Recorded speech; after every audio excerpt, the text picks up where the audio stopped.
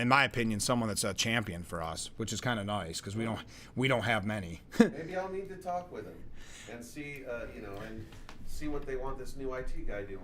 Yeah, And tell Chris, like, they've got me doing this stuff.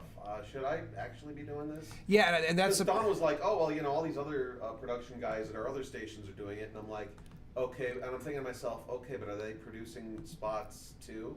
right. Yeah, and also, can I talk to these people? Why is this not working? Oh, crap. Come on. Is this unplugged again? Is that what happened? I'm gonna let you Yeah, work on that and figure out my stuff upstairs. But yeah, I don't know. I just feel like I'm stumbling through this week as best I can. You got to. That's how you keep your head down, man. Yeah, get the work done and just hope for the best or the worst. All I know is I've got a lot of. Got to. That's how you keep your head down, man. Yeah, get the work done and just hope for the best. Absolutely. All I know is I've got a lot of. Got to. That's how you keep your head down, man. Yeah, get the work done and just hope for the best. Absolutely. All I know is I've got a lot of. Got to. That's how you keep your head down, man. Yeah, get the work done and just hope for the best. Absolutely. All I know is I've got a lot of. Got to. That's how you keep your head down, man.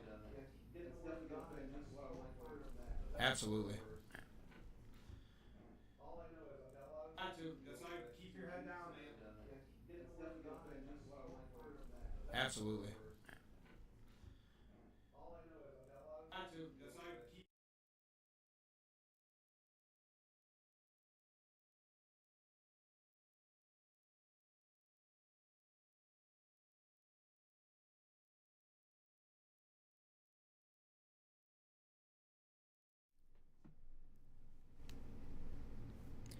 Well, good morning and welcome to Frankly Speaking here on WYDC TV Big Fox. I'm your host, Frank Acom. We are broadcasting live from the Hesselson studio here on Marcus Street in Corning. You got a little bonus round, a little bonus minute of an old Frankly Speaking there as we were having a little connectivity problem this morning.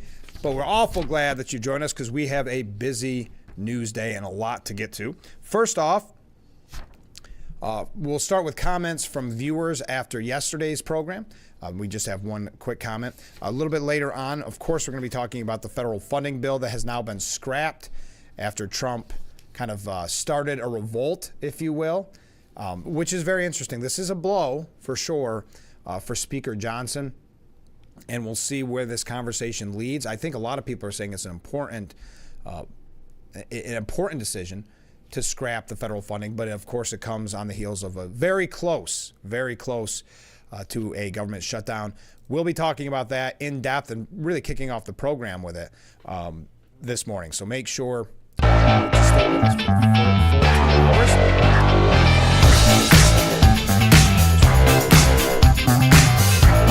So this is from a viewer after yesterday's program.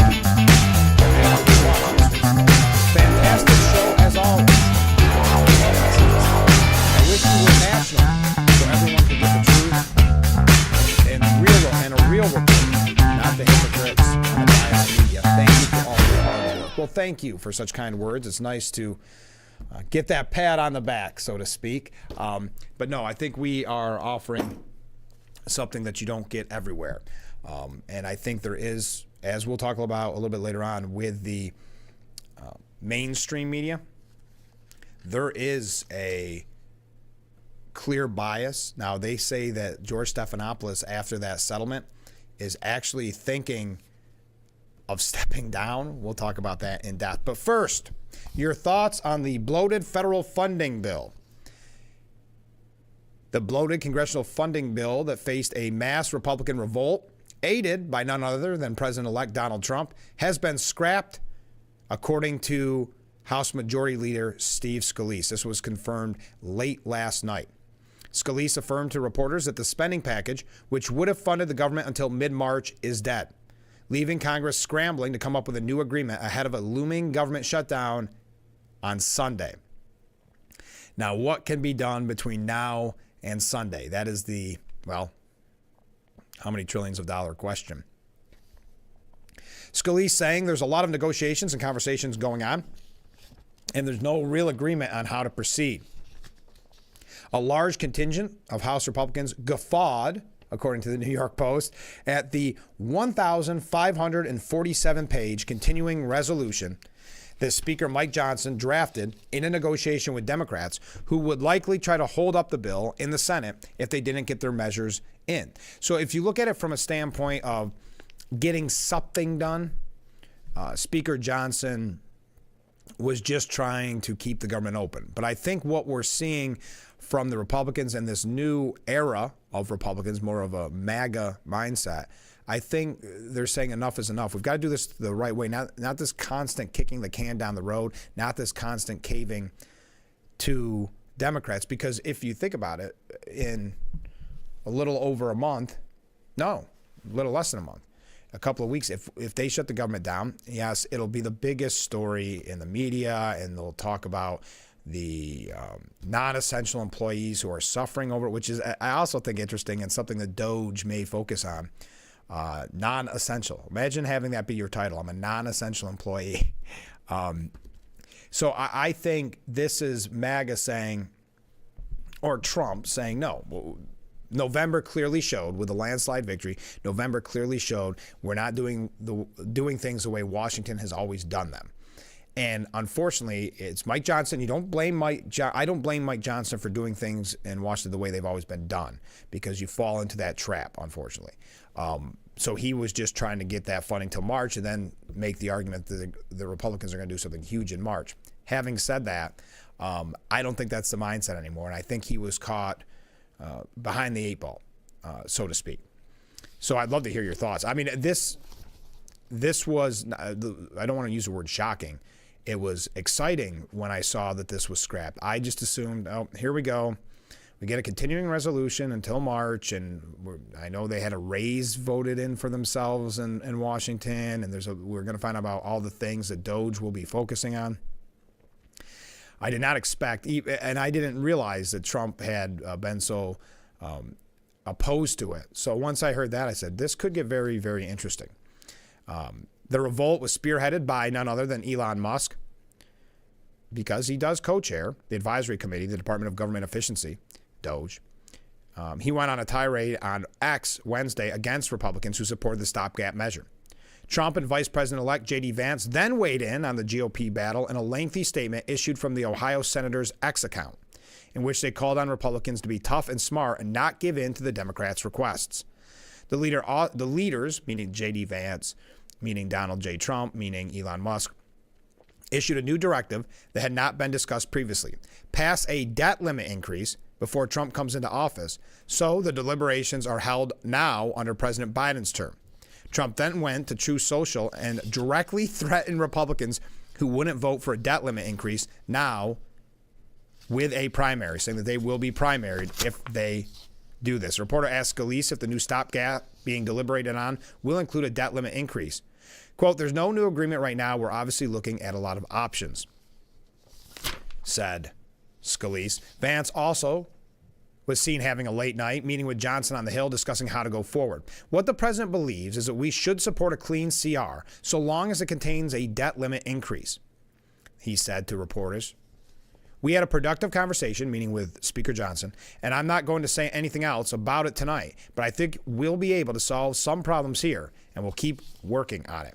And again, I think they see an ally, and rightfully so, in Speaker Johnson. So I think this was just a misguided attempt at getting something done. And luckily, the forces that are now coming to Washington, which is to cut back wasteful spending, are saying, no, enough is enough. No more kicking the can down the road. I can't remember. I wish this number is stuck in my head. Former Congressman Joe Sempolinski, when he was our congressman, he was in 4 months. And I can't remember how many times he had to vote. It was something foolish because it was at a time of heavy fighting over a budget. But how many times he had to vote for or he always voted against, but on this continuing resolution. So Trump did oppose the spending bill, saying he was totally against it. In that statement released by both Trump and Vance, a joint statement, saying the most foolish and inept thing ever done by congressional Republicans was allowing our country to hit the debt ceiling in 2025. It was a mistake and is now something that must be addressed. Meanwhile, Congress is considering a spending bill that would give sweetheart provisions for government censors and for Liz Cheney. The bill would make it easier to hide the records of the corrupt January 6th committee, which accomplished nothing for the American people and hid security failures that happened that day. The bill would also give Congress a pay increase while many Americans are struggling this Christmas. And that was a very good point. We reported on that yesterday about the pay increase. Increasing the debt ceiling is not great, but we'd rather do it on Biden's watch. The statement continued. If Democrats won't cooperate on the debt ceiling now, what makes anyone think they would do it in June during our administration? Let's have this, let's have this debate now. And we should pass a streamlined spending bill that doesn't give Chuck Schumer and the Democrats everything they want. Now, the CR would have extended current funding levels due to Congress's failure to pass each of the 12 government funding bills. The continuing resolution, which would extend current funding levels due to Congress's failure to pass each of the 12 government funding bills, will receive an up or down vote and is projected to last through March 14, 2025. But the CR is weighed down by so many unrelated but consequential and expensive provisions that many lawmakers do not consider the bill a true CR.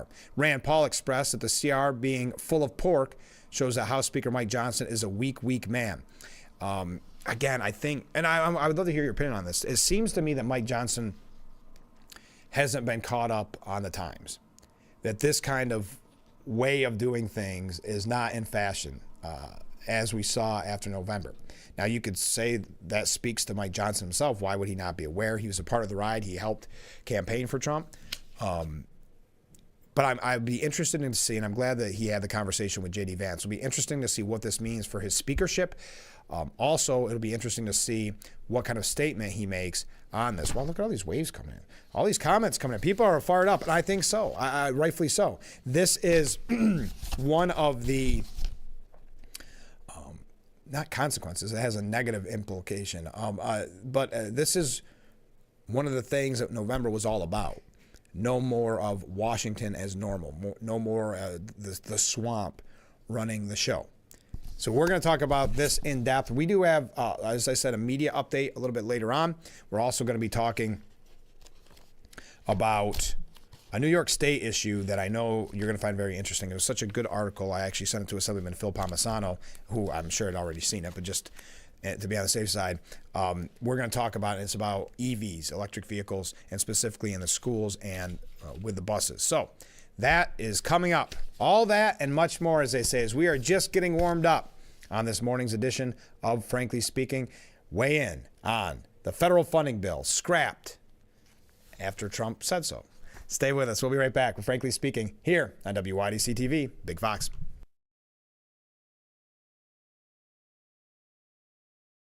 Have you been unable to work for over a year due to a mental or physical disability? Were you recently denied Social Security disability benefits? Great news. You may be eligible for money, back pay, relief. If you've been pre-qualified and diagnosed with a recognized condition that prohibits you from working, our lawyers can file a claim to get your disability benefit. Call us today and find out more.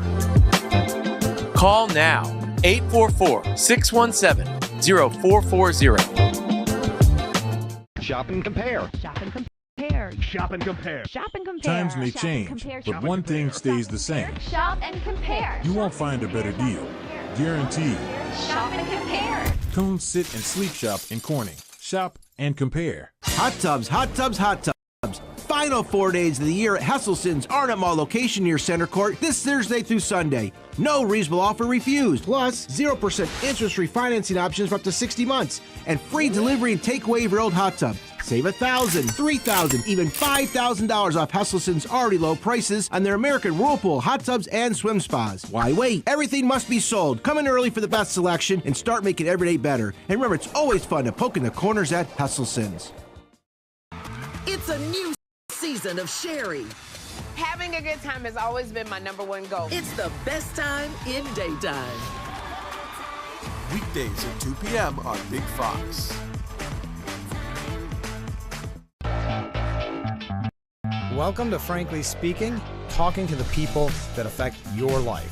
that affect all of our day-to-day lives. This is something you're not going to get anywhere else. We've got a lot to offer. There'll be a lot of news, local, regional, national, really the things that affect you. And I think you'll be glad that you tuned in. So think of it as radio on TV. Frankly speaking, live, 2 hours long, starting at 6 a.m. on WYDC TV Big Fox. This is history making. Fox website is here now. WYDCTV.com. Local and national news that keeps you informed and involved. WYDCTV.com. Today's weather up to date and in your town. WYDCTV.com. Sports news, local events, and health stories that affect you. WYDCTV.com. The Big Fox website. Your news here now. WYDCTV.com. The Frankly Speaking Roof Cam brought to you by Boss Security in Horseheads. Contact them today for all your business and home security needs. Welcome back to Frankly Speaking as we broadcast live from the Hesselson studio. And can I just say, as we near Christmas, I never thought so many people would be worked up about a funding bill, and I love that. In the past, everybody got used to these late in the year funding packages, these continuing resolutions, and it's one of the tricks. And I'm going to read all these comments. We got a ton of comments, and I thank you so much. I'm glad that you're up and at 'em this morning. But it's really interesting because, again, we go back. If the government shuts down, it's going to be about non-essential employees and Washington employees that during the Christmas time have to put off perhaps buying gifts or putting food on the table because the government is shut down. And the media, you could write the article already. It'll be blamed. Trump will be blamed. It'll be the Republicans being blamed. So just prepare for that. I'm not saying it's a bad thing. I'm not saying a government shutdown, if that's what's necessary to get the right bill in there, is a bad thing. I'm just saying that will be the coverage. Now, let's go to viewer comments. Shouldn't congressional leaders be held accountable for trying to put legislation in the funding bill that actually prohibits being able to investigate congressional members? Saying members' emails are off limits? When did they become their own entity and not representative of we the people? I don't know if you can find that exact date, but it's been for a long time now, unfortunately, and you're exactly right. These protections that they put in, just like they voted themselves a raise, and another viewer kind of added on to that, not knowing what the first viewer had to say. I read something interesting about the funding bill. Buried in Section 605D is an interesting provision that grants each House member the right to quash subpoenas for information from Congress, including emails and electronic records. It therefore nullifies freedom of information for Congress and is retroactive for ongoing investigations. For example, J6 with Liz Cheney, that committee. This bill is not only irresponsible, it also sets Congress above the law. Yes, thank you. So many people understanding the importance of why Trump and J.D. Vance and Elon Musk got involved in this. We're going to talk more about what Trump and Vance had to say. Comment from a different viewer. The Democrats conceived of the bill behind closed doors. Yes, this is one of those ideas, the smoke-filled rooms, right? That's why there is disappointment this morning, myself included, in Speaker Johnson. That's why I want to hear more from him. But that one viewer went further and said a new House Speaker needs to be put in place that can withstand any outside influences. They need to be able to say no as the adult in the room. We need Newt Gingrich back desperately. Yes, the great Newt Gingrich, who was outspoken recently, been saying some great things. In full disclosure, I had the honor of interviewing him, I think, a couple times back in my radio days. Just a super nice guy and just a brilliant guy. But we do need someone tough. And I think that was one of the concerns people had. And I want to make this clear, I'm not turning on Speaker Johnson completely. I just think when he was campaigning for Trump, there was an idea that he was going to be tough, kind of that MAGA Trump attitude. It'll make a lot of people rethink their support for the speaker, and it'll be a very important few days for him and over the Sunday shows as to why he took this position and how he defends backing away from it after Trump got involved, what Trump said to him, what Vance said to him in this meeting, because he put himself in a very bad situation. I don't think he's over the mindset yet of it's no longer being done the way it's always been done in Washington. And he's going to have to overcome that if he wants to stay speaker, and he's going to have to overcome that if he wants to stay in the House, because you could see a primary challenge in this scenario if he doesn't get on board. Next up, The yearly habit of a late funding bill is being used as a tactic so it can't be read to be able to sneak things in. Good point. Yeah, and that's why I said it's so surprising that we're receiving so many comments this morning, because as you near Christmas, it's normally a slow news time of year. Historically, I mean, I've been doing something like this for nearly 20 years. This was a time where we still did shows, but it was a lot of the new poll shows that Christmas dinner cost you more this year, or presents are this much more, or, you know, here's a nice human interest story. In this case, it has been nonstop news, and this is huge breaking news that the federal funding bill is scrapped after Trump weighed in on it, and others, Elon, J.D. Vance. So you're right. It's always this end of year, because let's face it, you're thinking about your gifts, you're thinking about your Christmas tree, your dinner. You're not going to sit down and read a bill, a federal funding bill, a continuing resolution, and that's what they hope for. It's also used as that tactic of these people should be able to go home for Christmas. I know they got to get something done, as if our heartstrings are being tugged by Washington officials, the representatives, the senators, not being home for Christmas, or having to not being able to leave as early for Christmas is probably a better way to use it. And the media will also try to tug at your heartstrings, and I just don't think it has the effect they think it does, which is that the workers in Washington won't have a paycheck if there is a government shutdown, because they have to come up with something by Sunday. Keep in mind, today is Thursday, and I don't know if you know a lot about Washington, but things do not move quickly there. They do sometimes when it seems to be detrimental to the country, but in this instance, it is going to take a lot of time to get this worked out. Next up, cut the pork will prevail and will reduce our taxes. People need to see the long-term effect, not the short term. So what is your thoughts on the future of Speaker Johnson? I will say I liked, in past tense, the job he was doing. This definitely raised red flags for me. So I've got to ask the question to you. Is this a deal breaker for you? Are you no longer a fan of the Speaker? Maybe you never were, but are you no longer supportive of Speaker Johnson? I asked that question because I think he was really, I hate this phrase, but he was really on the wrong side of history on this one. And I don't know if he expected, which he should have seen. He should have seen the backlash that would ensue. Donald Trump and J.D. Vance demanded that congressional Republicans not succumb to Democrat giveaways, as I mentioned, likely pushing Congress closer to going back to the negotiating table to avoid a government shutdown. Now, this is a little bit older, but of course, as we know now, it had been scrapped. But saying in his statement, Republicans want to support our farmers, pay for disaster relief, and set our country up for success in 2025. The only way to do that is with a temporary funding bill without Democrat giveaways, combined with an increase in the debt ceiling. Anything else is a betrayal of our country. The incoming executive slammed the provision in the ballooned 1,500 page. To that viewer's point, who's sitting down and reading 1,500 pages a week before Christmas, yesterday, a week before Christmas, right?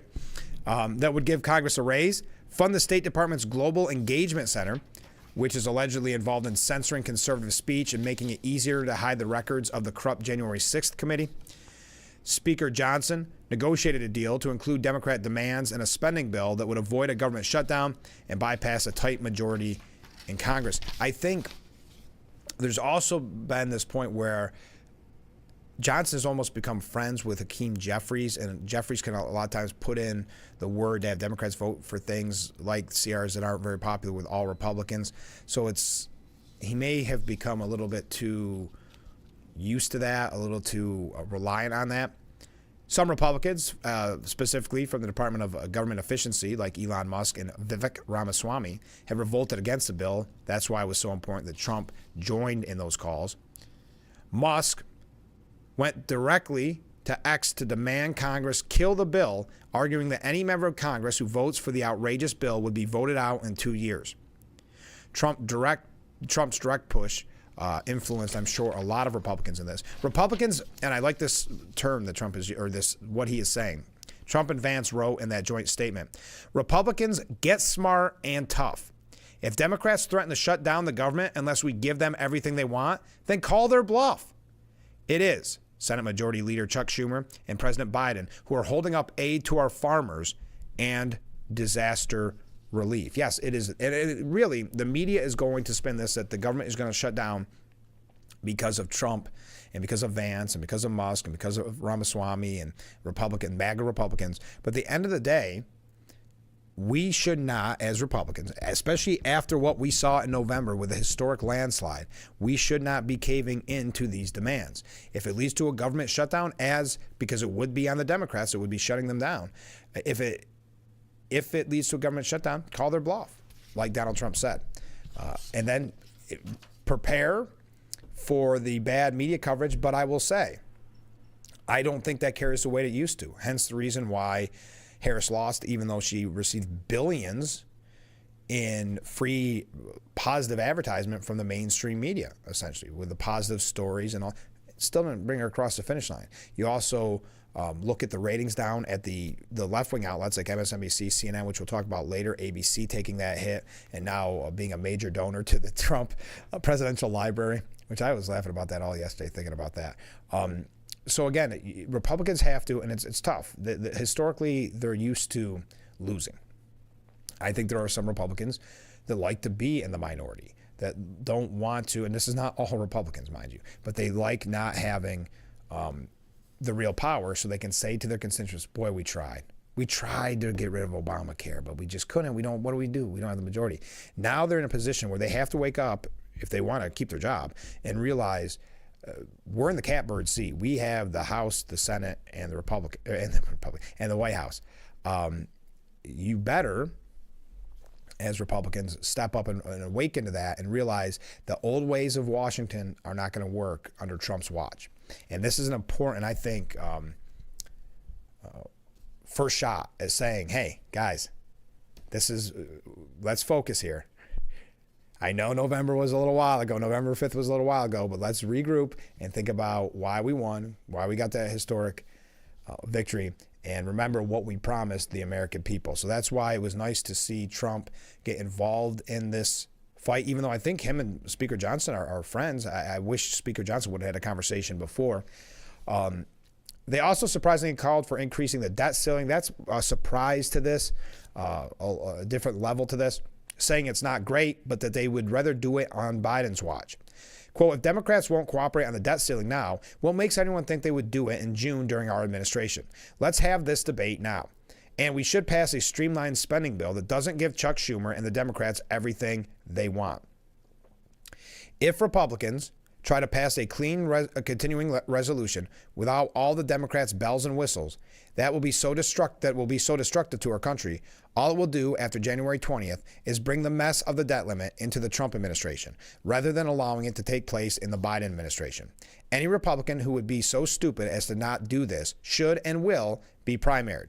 Everything should be done and fully negotiated prior to my taking office on January 20th, 2025. The chaos would not be happening if we had a real president. We will in 32 days. Now, the White House did respond to Trump's directive, saying Republicans need to stop playing politics with a bipartisan agreement, or they will hurt hardworking Americans and create instability across the country. President-elect Trump and Vice President-elect Vance ordered Republicans to shut down the government, and they are threatening to do just that, while undermining communities recovering from disaster, farmers and ranchers, and community health centers, said Karine Jean-Pierre. Triggering a damaging government shutdown would hurt families who are gathering to meet with their loved ones and endanger the basic services Americans, from veterans to Social Security recipients, rely on. A deal is a deal. Republicans should keep their word. So you can see the spin already. Let's face it, nothing shocking there. I could have written that. You could have written that. Anybody could have written that statement from the White House. So when the government shuts down, if it does, Republicans will be blamed for veterans not getting some type of coverage, Social Security being an issue, people in need of relief. It's not that. It has to be a good faith negotiation, and it looks as if it was not. Democrats getting everything they want, so Donald Trump saying, let's call their bluff. But we got to take a short break. My goodness. Yes, I'm running late. We went on a tangent there. Well, we had so many great comments from viewers, and this is such a riveting topic, so stay with us. This is Frankly Speaking here on WYDC TV, Big Fox.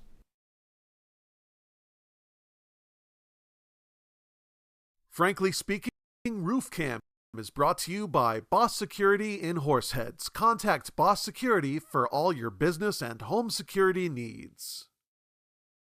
The holiday season has arrived, a time where more than ever our thoughts turn gratefully to those who serve our community and those all around us. May the holiday season end the present year on a cheerful note and make way for a fresh and bright new year. Here's wishing you a happy holidays. This holiday greeting is brought to you by our friends at Tom South Corning Collision, Sheddon's Wholesale, Suburban Propane, Corning Building Company, Empire Bricks, Hector Wine Company, and Apple Ridge Senior Living.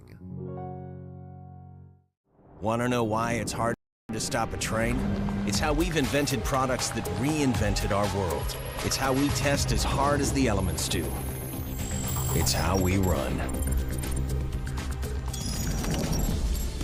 Aaron's Heating and Air Conditioning in Corning, New York is a local, veteran-owned and operated company with over 25 years experience. From service and repair to new installations, trust the experts at Aaron's Heating and Air Conditioning.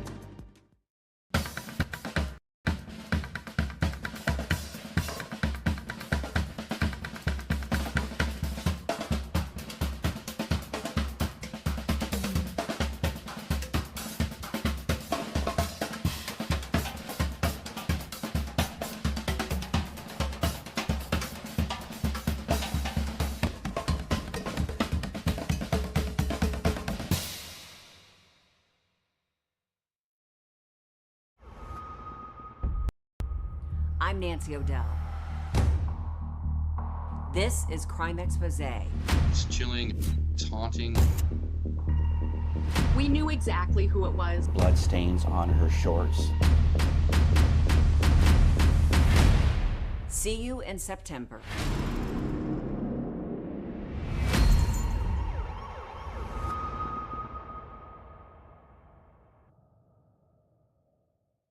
Sundays. It's the best 2 hours of NFL coverage, starting with Fox NFL Kickoff at 11. This is great TV. It is caught! Then at noon, take it to the next level on Fox NFL Sunday. This kid has it all. Touchdown! America's #1 pregame show. The best NFL pregame show. The Frankly Speaking Roof Cam, brought to you by Boss Security in Horseheads. Contact Boss Security for all your business and home security needs. We are back, broadcasting live from the Hesselson's studio on Marcus Street in Corning. Let's go to a few viewer comments before continuing our discussion on the spending bill, the CR, the continuing resolution, and that being quashed. Here we go.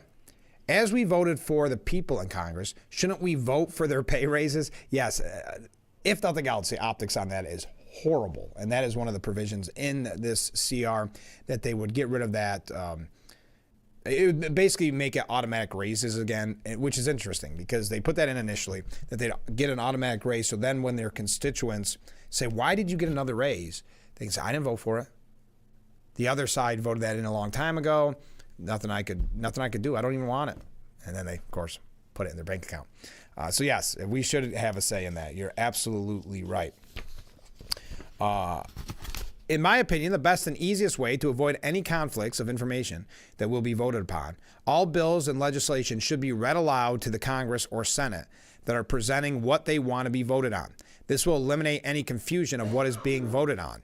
Also, it isn't as though it isn't their job to begin with.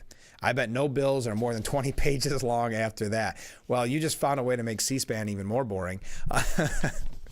But yeah, it would be nice to know this information. Listen, 1,500 pages. Who knew what was totally in this? Yes, there's unfortunately some how do I want to put it? There's some staff members for congressmen that have read certain sections, but no, your congressperson is not sitting down and reading that 1,500 pages before Christmas. And and the nice part is for the Democrats in this scenario, they want you, the American people, not to know what's in it. But as so many people on the show have pointed out, controversial items in the continuing resolution included a 1-year extension of the State Department's Global Engagement Center, which contributes to conservative censorship as it effectively funds organizations that censor conservative media.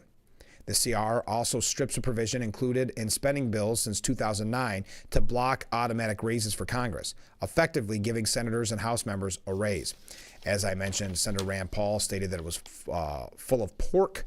and shows that Mike Johnson is a weak man. Tough words on that. Your thoughts on where Speaker Johnson stands after this? I'm glad to see the excitement from the audience. So many people writing in about, again, normally this time of year is not such a newsworthy time of year.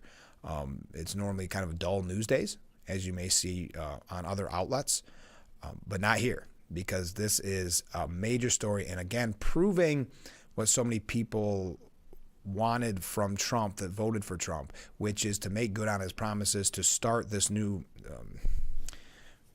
MAGA era, if you will. And that's what we saw here. And there's been a lot of criticism from Democrats, but you have a man, Trump, who has not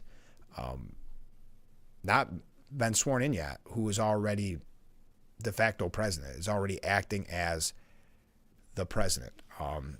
And that makes Democrats very upset, but he's doing it with power and he's doing it with conviction. And this is an example, I think, of one of the many reasons why people ultimately voted Donald Trump in that landslide victory. And he's seeing, hey, we got this mandate and we're going to fulfill this mandate. And I think Speaker Johnson is from the old mindset of, let's just get through this and we're going to have a bigger majority here and we're going to have the Senate and we'll, in March we'll be ready for this. And like Trump is essentially saying, no, not anymore. There's a new sheriff in town. And the one viewer made a comment about that the Democrats are in fact advocates of a socialist government. I'm not sure why I am getting criticism for not saying that. That's weird. But yes. Okay. Next up, Vivek Ramaswamy. The spending bill is full of excessive spending, special interest giveaways, and pork barrel politics. This is what he said after this bill was negotiated. I wanted to read the full 1,500-plus page bill and speak with key leaders before forming an opinion. Having done that, here's my view. It's full of excessive spending, special interest giveaways, and pork barrels politics. If Congress wants to get serious about government efficiency, they should vote no. Keeping the government open until March 14th will cost $380 billion by itself. But the true cost of the omnibus CR is far greater due to new spending. Renewing the Farm Bill for an extra year, $130 billion. Disaster relief, $100 billion. Stimulus for farmers, $10 billion. The Francis Scott Key Bridge replacement, $8 billion. Explaining that the proposal adds at least 65 cents of new spending for every dollar of continued discretionary spending. Further, he said the legislation only ends up hurting the people it says it will help. I'm going to tell you more because I don't want to rush through this and I'm running late. I want to tell you exactly what Ramaswamy had to say as he is a co-chair of DOGE. Oh, also in a little bit, probably in the 7 o'clock hour, I'm just going to play a short clip for you. Our Big Fox News at 10 did a great little package on the Salvation Army, and this has been such a festive season, and we've been so involved with the Salvation Army here on Frankly Speaking. I thought you'd just like to see where some of your monies go. So that is coming up in the 7 o'clock hour. Stay with us. We'll be right back with Frankly Speaking here on WYDC TV, Big Fox. Used hair relaxers or straighteners and were diagnosed with uterine, ovarian, or endometrial cancer, you may be entitled to significant financial compensation. I've used hair relaxers for years. I had no idea they could cause cancer. Chemical hair relaxers and straighteners have been linked to serious conditions, including several types of cancer. If you used hair relaxers and have been diagnosed with uterine, ovarian, or endometrial cancer, call us now. There's no fee unless we win your case. Call today. In the last 18 months, Bath Planet has given away 3 dream bathroom makeovers, and now it's your turn. It's our absolute pleasure to announce Dream Bathroom Giveaway 4. On March 3rd, one local family is going to get a dream bathroom makeover for free. Whether you want a tub to lounge or a walk-in shower for accessibility, Bath Planet is excited to give away our 4th free bathroom makeover. Enter now by scanning the QR code or stopping by either of our 2 locations. Hot tubs, hot tubs, hot tubs. Final 4 days of the year at Hesselson's Arnott Mall location near Center Court this Thursday through Sunday. No reasonable offer refused. Plus, 0% interest-free financing options for up to 60 months. And free delivery and takeaway of your old hot tub. Save $1,000, $3,000, even $5,000 off Hesselson's already low prices on their American Whirlpool hot tubs and swim spas. Why wait? Everything must be sold. Come in early for the best selection and start making every day better. And remember, it's always fun to poke in the corners at Hesselson's. Now you leave home and leave the tanks behind with Inogen, the portable oxygen concentrator that moves with you. This little box changed my life. I can now do all those things that I want to do. You just press the button here, and there's my oxygen. Inogen portable oxygen systems are small and light and deliver up to 12 hours of medical-grade oxygen on a single charge. Now that I've got my Inogen, I've got my freedom back. I'm back to living again. Try an Inogen system free for 14 days. Call now. It's a new season of Sherry. Having a good time has always been my number one goal. I tend to get crazy. At my age, I should not be jumping up and down like that. And if you don't know what I mean, ask your mama. The young ones, y'all like, we don't know what you're talking about. But I promise you, in 30 years, you will. It's the best time in daytime. Weekdays at 2 p.m. on Big Fox. The Frankly Speaking Roof Cam brought to you by Boss Security in Horseheads. Contact them today for all your business and home security needs. Welcome back to Frankly Speaking as we broadcast live from the Hesselson's studio. A comment from a viewer. What did I do with it? Perhaps there should be some sort of a proposal made to move the schedule a month before Christmas to have a budget in. Well, that's the problem with these continuing resolutions. That's why they said if they would have passed this continuing resolution in maybe March, they just keep kicking the can down the road. So the last time they did a continuing resolution was they wanted it to be around this time so it would be easier to come up with a bad deal. What I mean is, around Christmas time, people aren't paying attention. They can start using, well, if the government shuts down, so many people are going to suffer, which is always overblown and overhyped, but the media has their talking points on it. So this was all planned. So it's not as if they can say, well, in the future, let's do this in November, let's say, or right after the elections. It doesn't quite work like that because of the way that they have set it up. I understand your point. That would be nice. That's not what that is the nature of the beast when we talk about continuing resolutions of when they are willing to fund the government too, and this was done fully. They were fully aware when they passed the last continuing resolution that they would be negotiating this during Christmas time. So it's hard to feel bad for them when they start to talk about, well, they're going to be late going to see their family, these politicians, or they're not going to get to leave Washington as early to be with their family as they'd like. All right, back to what Vivek Ramaswamy had to say, and I know that you have. Anyway, we have a lot of comments coming in. I'll get to those in a little bit, but I want to, before we have to take another break because we're running really late this morning. Debt-fueled spending sprees may feel good today, said Vivek, but it's like showering cocaine on an addict. It's not compassion, it's cruelty. Farmers will see more land sold to foreign buyers when taxes inevitably rise to meet our obligations. Our children will be saddled with crippling debt. Interest payments will be the largest item in our national budget. Congress has known about this deadline since they created it. And this is to that viewer's point. This is what he said it a lot better than I did. Congress has known about this deadline since they created it in late September. There's no reason why this couldn't have gone through the standard process instead of being rushed to a vote right before congressmen want to go home for the holidays. The urgency is 100% manufactured and designed to avoid serious public debate. Bing, bing, bing, hit it on the head. This is why I think so many people, myself included, are excited about the prospects of Doge. And this, if you're just joining us, is Vivek Ramaswamy. It was completely manufactured. They wanted this for a couple reasons. Certain lazy Congress people that want to get home will pretty much vote for anything, especially if their party leadership is telling them to. They won't question it. Then you have the media aspect to it of, well, these people shouldn't have to stay till Christmas. They should be with their family, or they're going to shut down the government, and it's going to hurt so many people. It's going to hurt veterans. It's going to hurt the elderly. They always go with that direction, of course. They don't talk about the non-essential employees. But it's going to hurt all these people right before the holidays.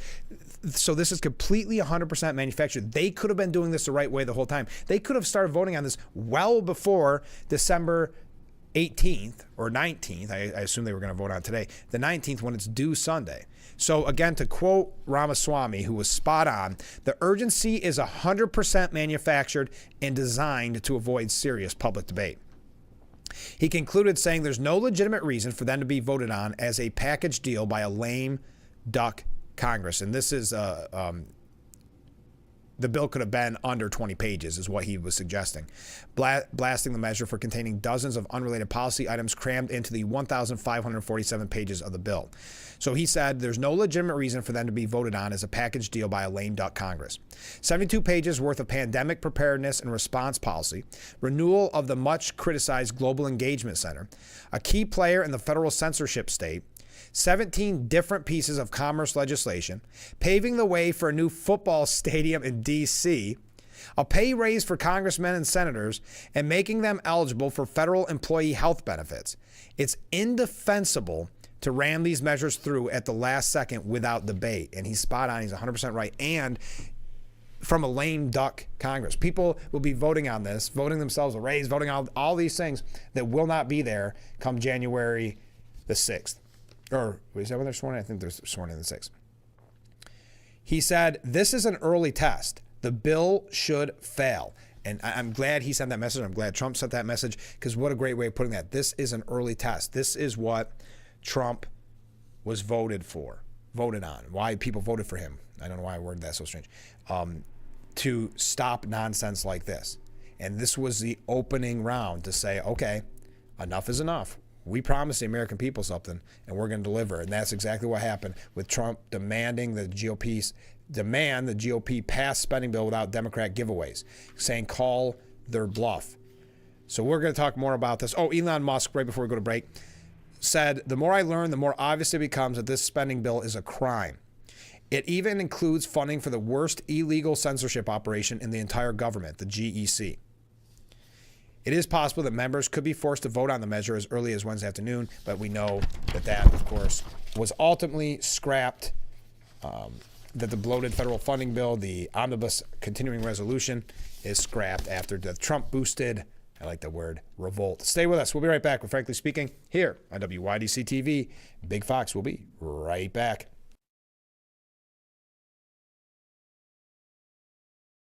The holiday season has arrived, a time where more than ever our thoughts turn living.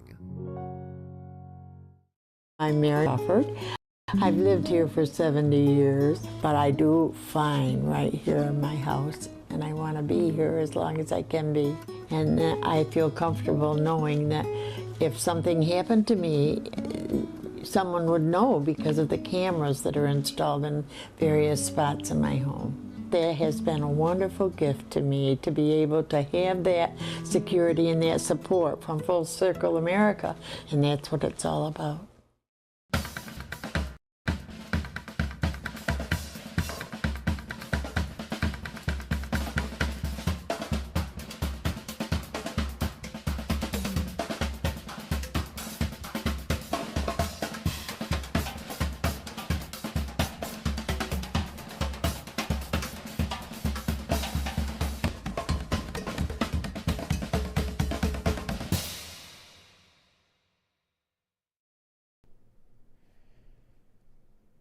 The Frankly Speaking Roof Cam brought to you by Boss Security and Horseheads. Contact Boss Security for all your business and home security needs.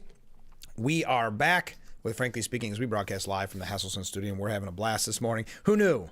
Well, who knew that it could be so exciting talking about a continuing resolution?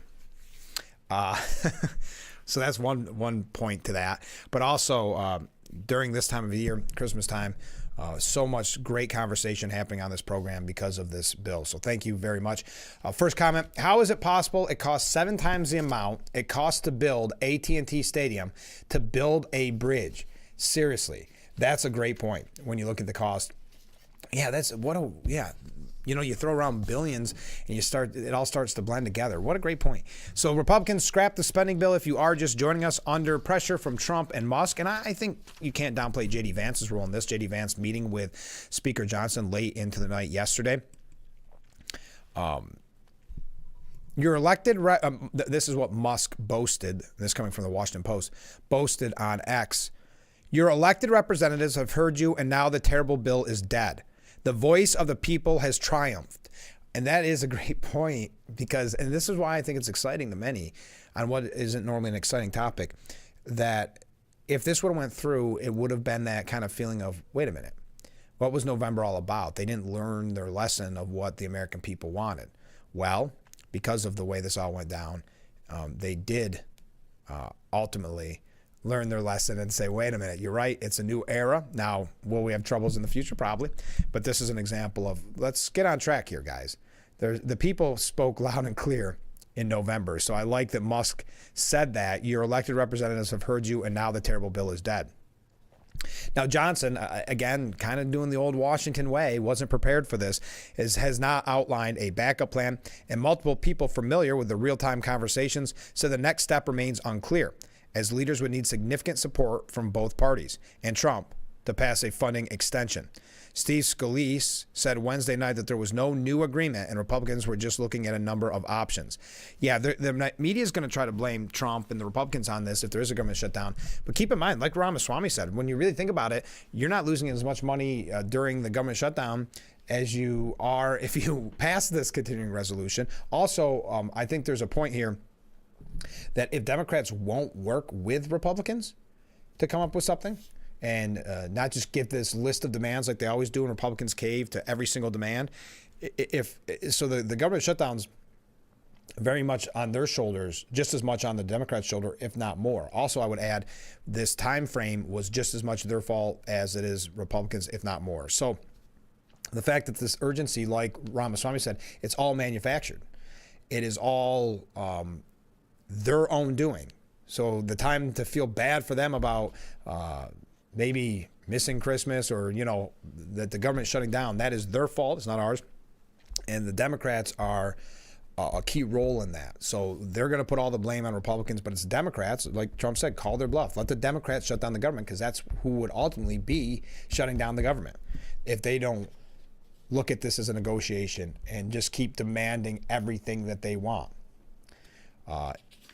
Now, according to the Washington Post, if Congress doesn't extend the deadline, most federal operations would shut down as of 12:01 a.m., though the effects of a shutdown wouldn't fully kick in until Monday, which is kind of interesting, too. Wouldn't fully kick in until Monday.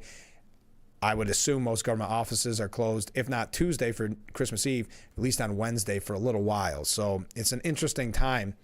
Now, again, the White House saying Republicans need to stop playing politics.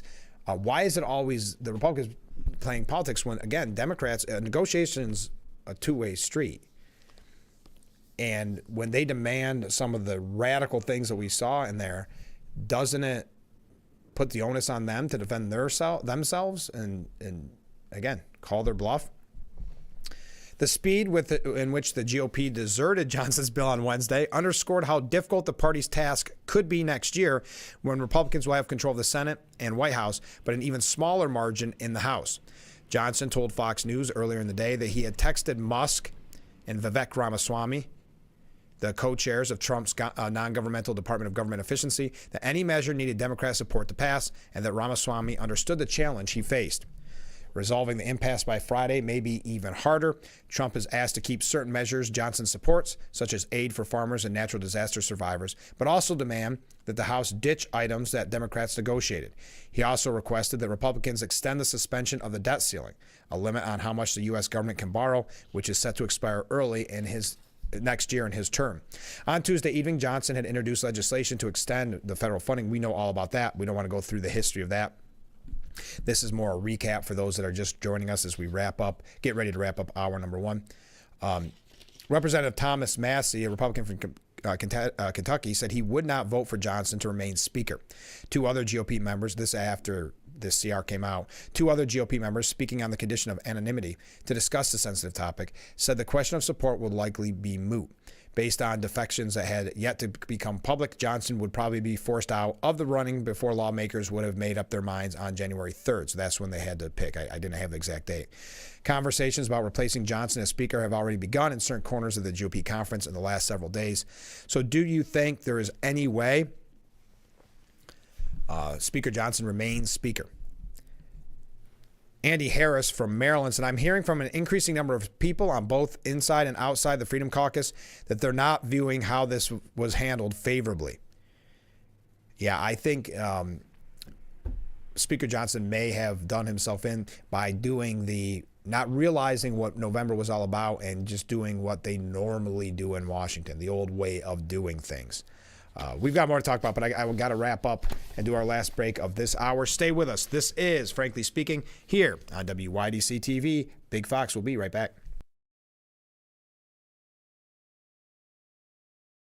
If you or a loved one regularly used hair relaxers or straighteners and were diagnosed with uterine, ovarian, or endometrial cancer, you may be entitled to significant financial compensation. I've used hair relaxers for years. I had no idea they could cause cancer. Chemical hair relaxers and straighteners have been linked to serious conditions, including several types of cancer. If you used hair relaxers and have been diagnosed with uterine, ovarian, or endometrial cancer, call us now. There's no fee unless we win your case. Call today.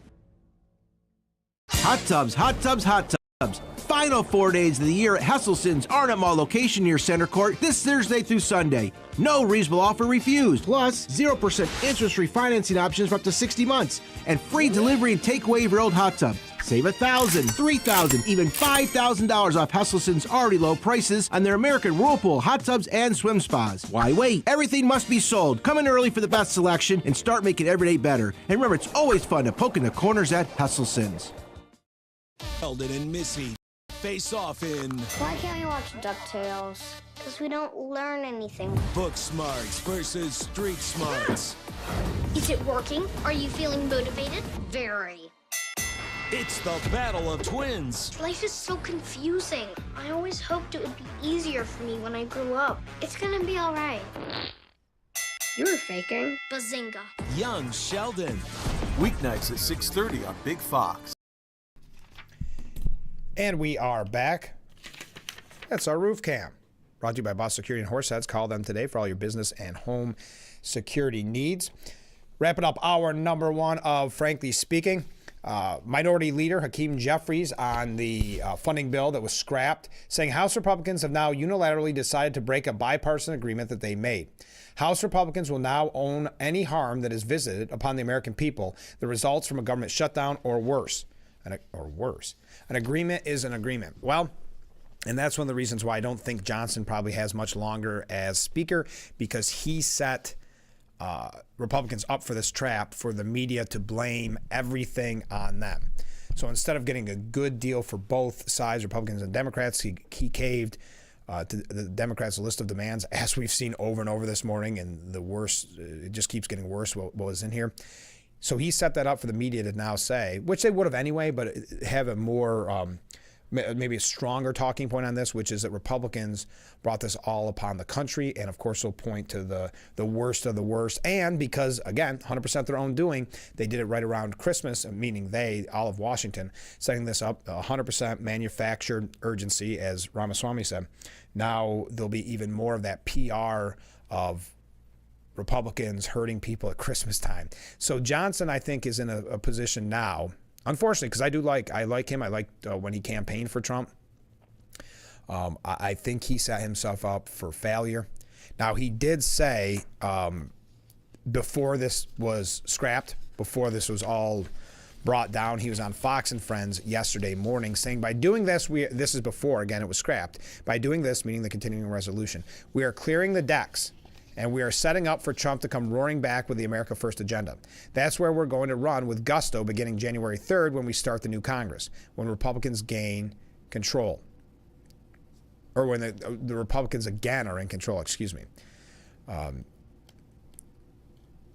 The number of no's one House Republican against the bill said will indicate to the conference how much opposition Johnson could have to discuss over the break whether the Speaker can remain in power. Over the majority of members are not happy, said Representative Kamek. It didn't have to be this way. That's the sad point for Johnson. Now, Johnson won't be able to rely on Democrats to win the Speaker's election next year, so he'll need 218 votes from his slim and now greatly irritated conference. House Republicans will have a narrow majority next term, beginning the year down one member after Matt Gaetz resigned, making it nearly impossible to Johnson to lose any support and hold on to his post. I don't know who else could be in that position. Now, this is going to be an interesting media blitz, but I think at the end of the day, the American people will see this. And again, when they start hearing about non-essential employees not getting a paycheck because of a government shutdown, I don't think that plays as much as the media thinks it does. But I think when the American people see this fight, they're seeing what they voted for in November. Your thoughts? More on this when we come back in hour number 2 and a special package from the 10 o'clock news on the Salvation Army. So stay with us. This is Frankly Speaking here on WYDC TV, Big Fox.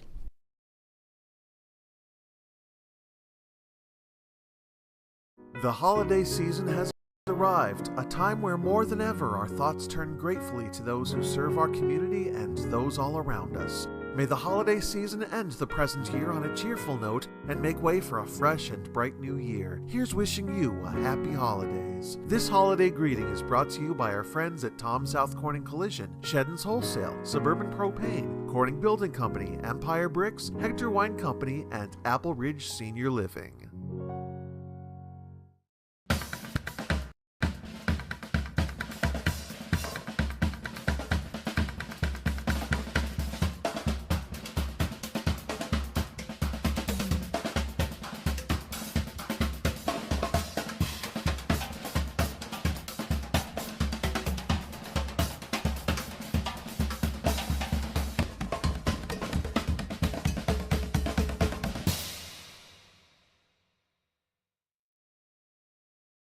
Name something with a diamond in it.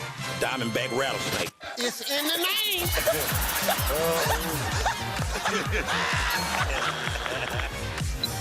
Name a low-calorie food you might make your edible underwear out of. Salmon.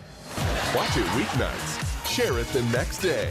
Wild caught Norwegian teriyaki.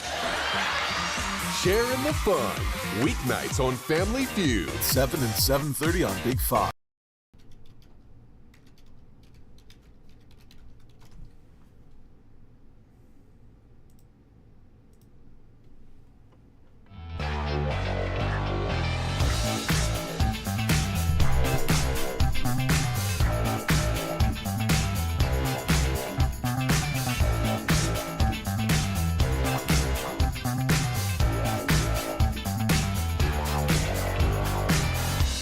Hour number 2 of Frankly Speaking here on WYDC TV Big Fox. I'm your host, Frank Hakem. We are broadcasting live from the Hesselson studio here on Market Street in Corning. We have so many comments coming in. We're having a very exciting show because we're discussing what would normally be a very boring topic, a continuing resolution, but because of November's historic wins, we are looking at a more forceful Republican Party. I posed the question, do you think Speaker Johnson was caught off guard and wasn't ready for the fight to begin already? Thought, well, kind of what he said on Fox and Friends, we'll wait and we'll fight once January 3rd rolls around.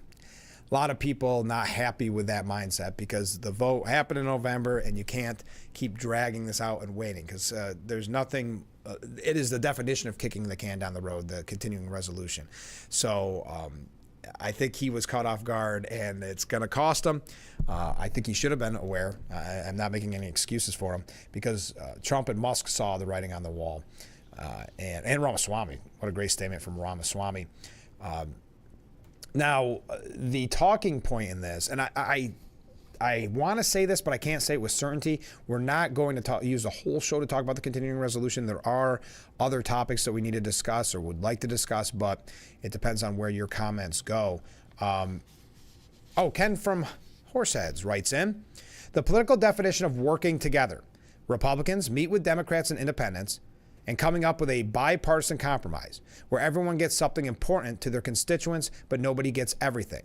Democrats' opinion of working together, give us everything we want, and we might allow you to have something inconsequential. Yes, that's the problem with these negotiations when it comes to continuing resolutions, and that's why the blame for a government shutdown, if it is to happen, should be on the Democrats' shoulders.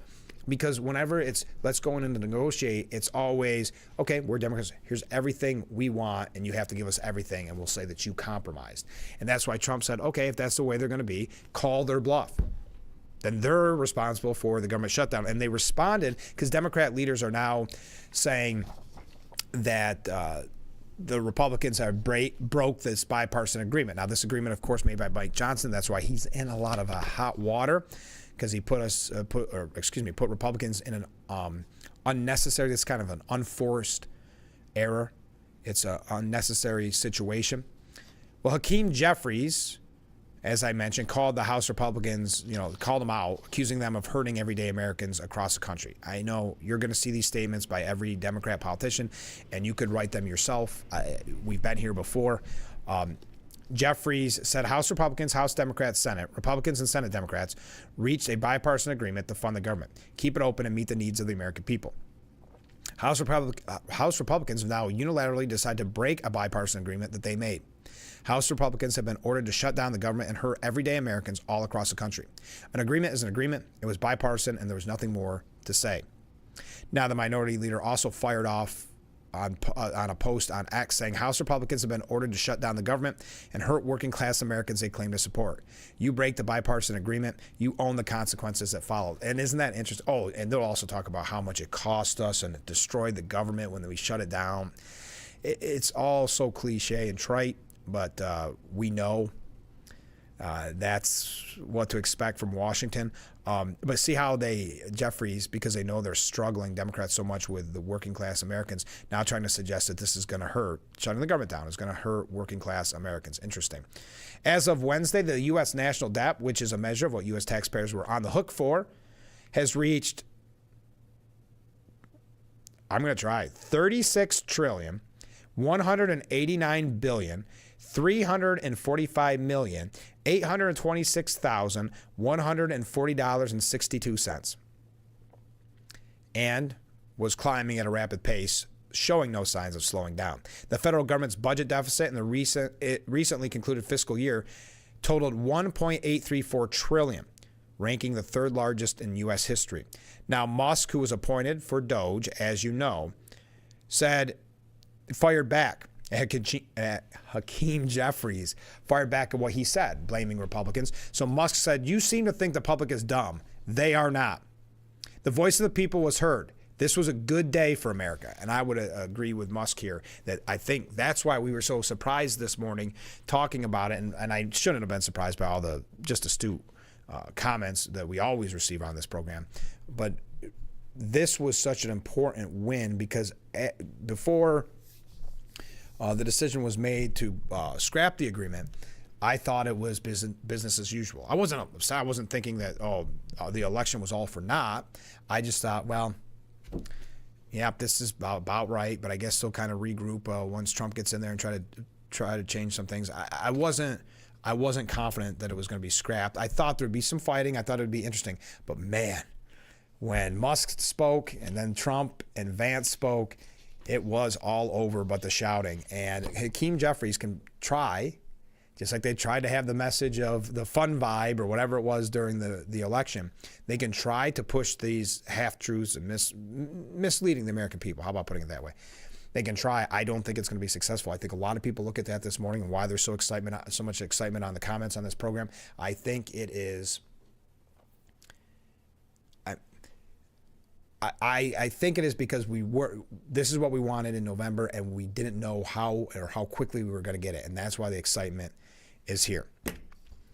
Now, we had mentioned what Trump had said on Truth. He said, "Sounds like the ridiculous and extraordinarily expensive continuing resolution plus is dying fast. But can anyone imagine passing it without either terminating or extending? The debt ceiling guillotine coming up in June? Unless the Democrats terminate or substantially extend the debt ceiling now, I will fight till the end. This is a nasty trap set in place by the radical left Democrats." Looking ahead, too. It's not just about this one issue. Looking ahead, saying, do you think Democrats are going to work with them in June when Trump's in office? Of course not. Saying Democrats are looking to embarrass Republicans when it comes up for a vote in June, and the people who extend it from September 28th to June 1st should be ashamed of themselves. Yeah, they got duped into that. Well, they probably didn't think Trump was going to win. Trump called the extension political malpractice and reiterated the bad timing. But again, completely manufactured, as Ramaswamy said. This urgency, 100% manufactured by the same people complaining about it right now. Hopefully you'll be entitled to such an increase in the near future when we make America great again. Talking about the pay increases that Congress was voting themselves in. Any Republican that would be so stupid as to do this should and will be primaried.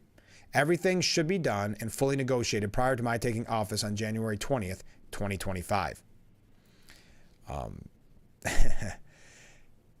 Since the release of the original CR, there was fierce pushback from conservatives who say they would rather have clean extension of government funding.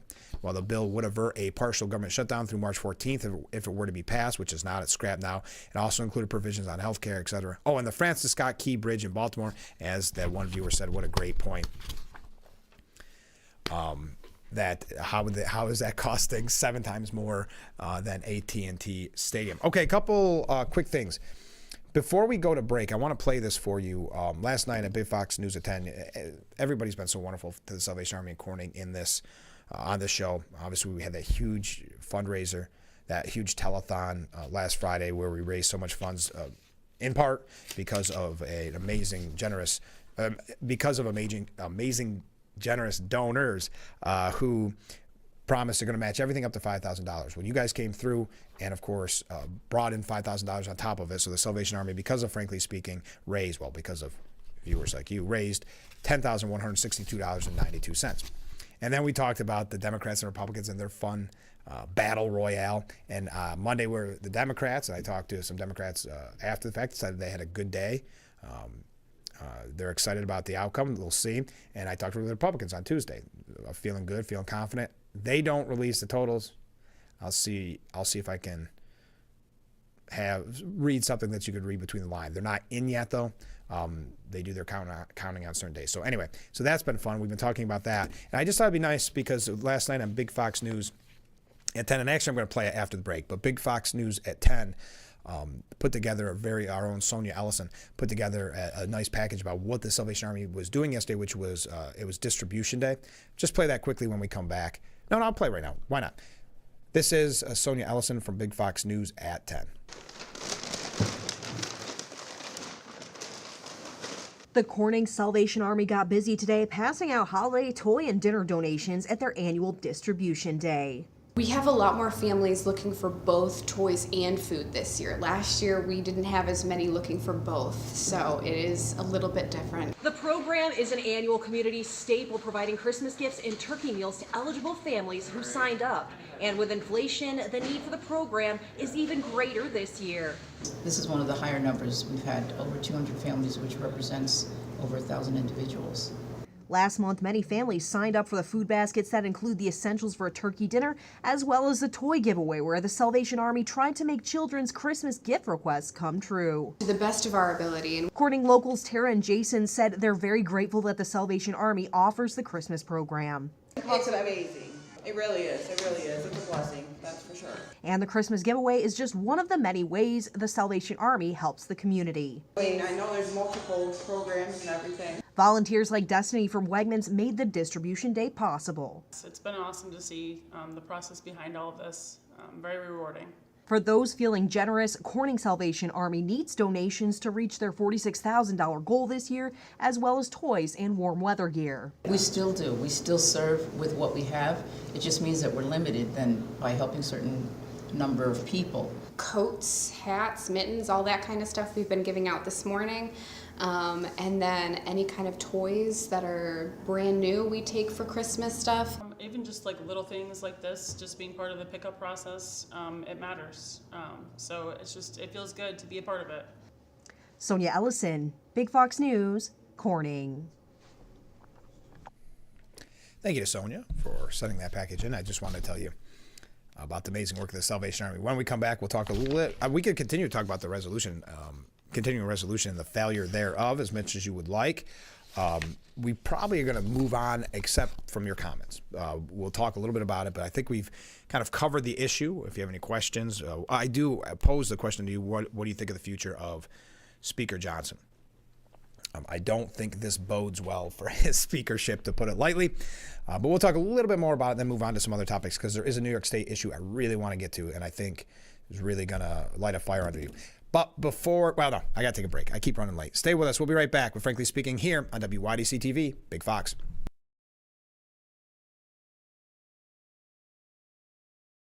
Attention, Elmeron may lead to vision loss. If you have suffered vision problems after taking Elmeron to treat bladder pain, call the Hearn Law Firm. Elmeron may be responsible for your vision problems, and you may deserve compensation for your injuries. If you took Elmeron and now have vision problems, call the Hearn Law Firm at 888-308-3866 right now. You could find out if you qualify in less than 2 minutes. Call 888-308-3866 for your free case review. The risk of pregnancy-related death in New York is 5 times higher for Black women. That's why Excellus Blue Cross Blue Shield is working to improve maternal health and health equity in our communities, supporting local nonprofits that address housing, doula care, and other issues impacting high-risk moms, and creating our Bright Beginnings program for expecting parents. So every mother, every baby, and everybody benefits.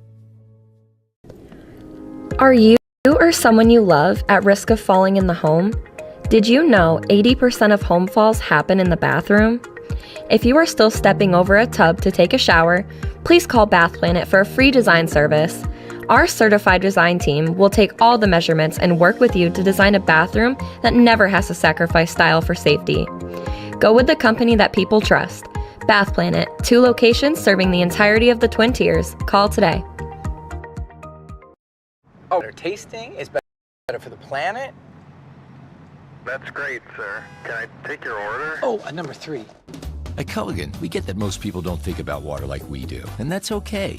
You see, when we install our drinking water and softening systems, we're thinking about filtering contaminants and the minerals that make water hard. So you can just think about softer, cleaner, better tasting water. At Culligan, we think about your water, so you don't have to. Call today to schedule your free water test.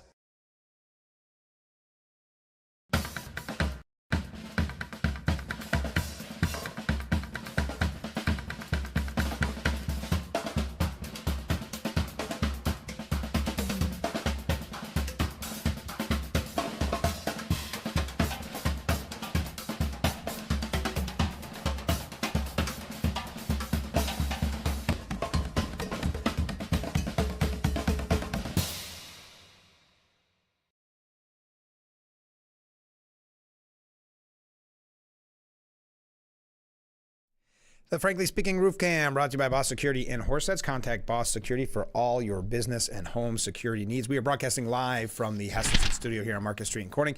Before we go to all these amazing viewer comments that are so fired up about the scrapping of the continuing resolution, I, as a boxing fan, I love this headline. But I wanted to bring this to your attention. Let's get ready to crumble. It is the final days of the Gingerbread Invitational at the Rockwell Museum. I want to pass this along to you from our friends at the Rockwell Museum. They're inviting families, art lovers, and holiday enthusiasts to celebrate the magic of the season with the 10th annual, wow, that's hard to believe, 10th annual Gingerbread Invitational. This year's theme of paradise inspired gingerbread renditions of private beaches, cozy snow days, Zen gardens, and more have all been created by community members. If you've never been to this, people's talents are almost shocking how amazing people can be when it comes to gingerbread houses. So if you're not already in the Christmas spirit, which I don't know how you couldn't be after the telethon just recently, but if you're not in the Christmas spirit, this will get you in the Christmas spirit to see all those wonderful gingerbread cookies, or gingerbread houses, I should say.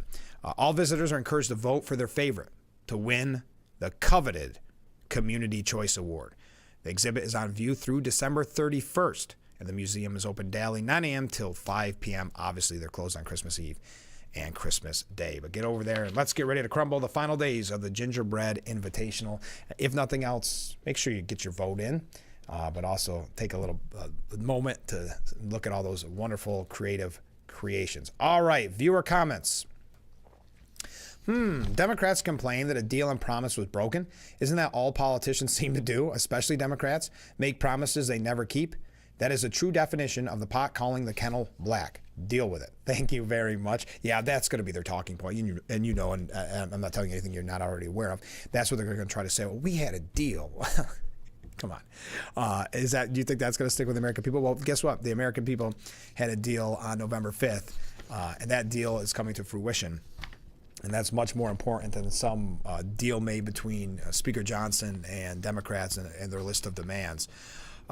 kind of echoing that point from a different viewer, there's 74 million new sheriffs in town that are fed up about the Fed. You're exactly right. And that's why a topic that can get people worked up, and there could be good conversations, continuing resolutions, I did not think would have this kind of excitement behind it, that it was scrapped. And I'm very excited to see that, and so many people so well informed and so engaged. It's amazing.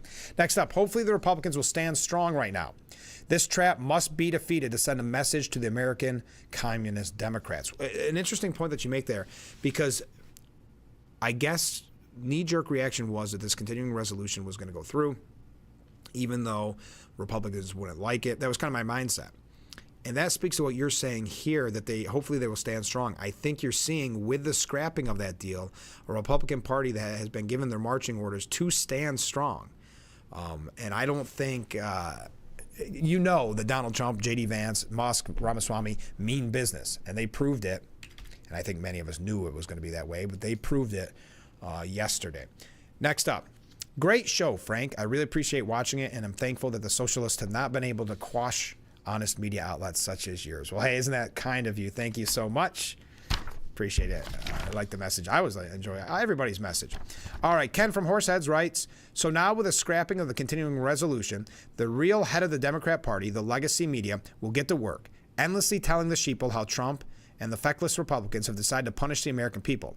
Trump's authoritarianism has begun. You're exactly right, Ken. The writing's on the wall. We could be coming up with the articles ourselves because we know the cliche, trite talking points that they'll be using. But yeah, they're going to blame, and they'll have sob stories. They'll have somebody suffering that they say the government is there to help them. I just notice every time the government has shut down, which doesn't happen a lot, but when it shuts down, life isn't really that affected unless you're a non-essential employee in Washington. I'm not saying there may not be a little hiccup or there might be a little delay on something. I'm not saying that, but it's not the end of the day, the end of the world, excuse me. And I think November proves that the American people would say, all right, give us a couple days of a shutdown and really get the negotiations started, as comparing to just caving to the Democrats' list of demands. So I'm with you, Ken. The media is so predictable. And I will say Speaker Johnson gave them a little more ammunition to use when he agreed to this deal, because now Democrats can say, hey, he agreed, and now he backed off. So, yeah, I don't think Speaker Johnson helped himself at all. Unfortunately, what are your thoughts on Speaker Johnson? Okay, this is a nice message. Think about it. If Corning has a population of 9,000, over 1,000 needed help at Christmas. Yes. Isn't that amazing when you look at the Salvation Army? And I realized we had... I'm not going to go too much into this because I know for the last couple of weeks you've heard me talk about it so much. But I realized that because we were having so much fun on the telethon, I never gave you the statistics I promised you I would. This is the numbers from this year of people the Salvation Army of Corning helped.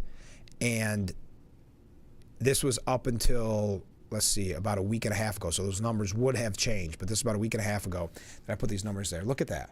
1,875 households were given food through the food pantry. That's 4,578 individuals, and 4,453 meals were given out.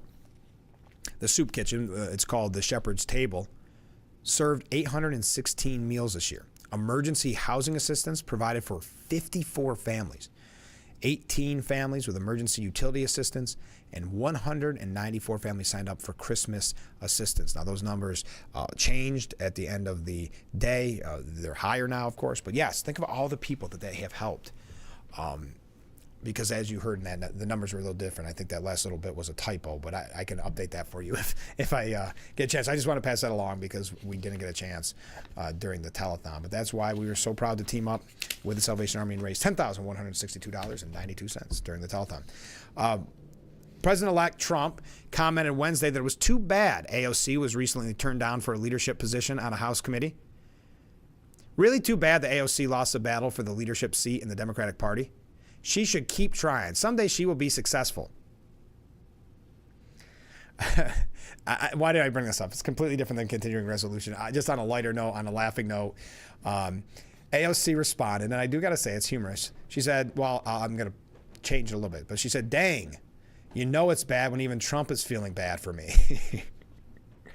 because that's an update from the topic we talked about yesterday with her losing her leadership bid. Okay.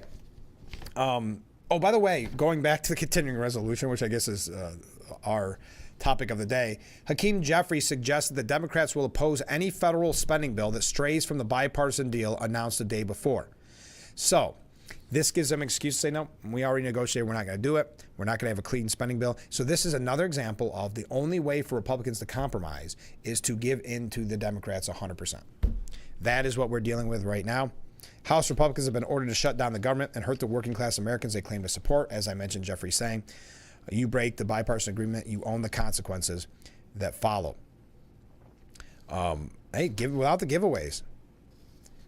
Republicans want to support our farmers, pay for disaster relief, and set our country up for success in 2025. This is what Trump said. The only way to do that is with a temporary funding bill without Democrat giveaways, combined with an increase in the debt ceiling. Anything else is a betrayal of our country. This is going to be fun to watch. We'll have a lot more to talk about with this tomorrow. But we can continue to talk about it. Please weigh in. What do you think the future of Speaker Johnson is? What do you think the future? Will we have a shutdown? You know, they're going to tug at the heartstrings about Christmas and all that. I say make them stay.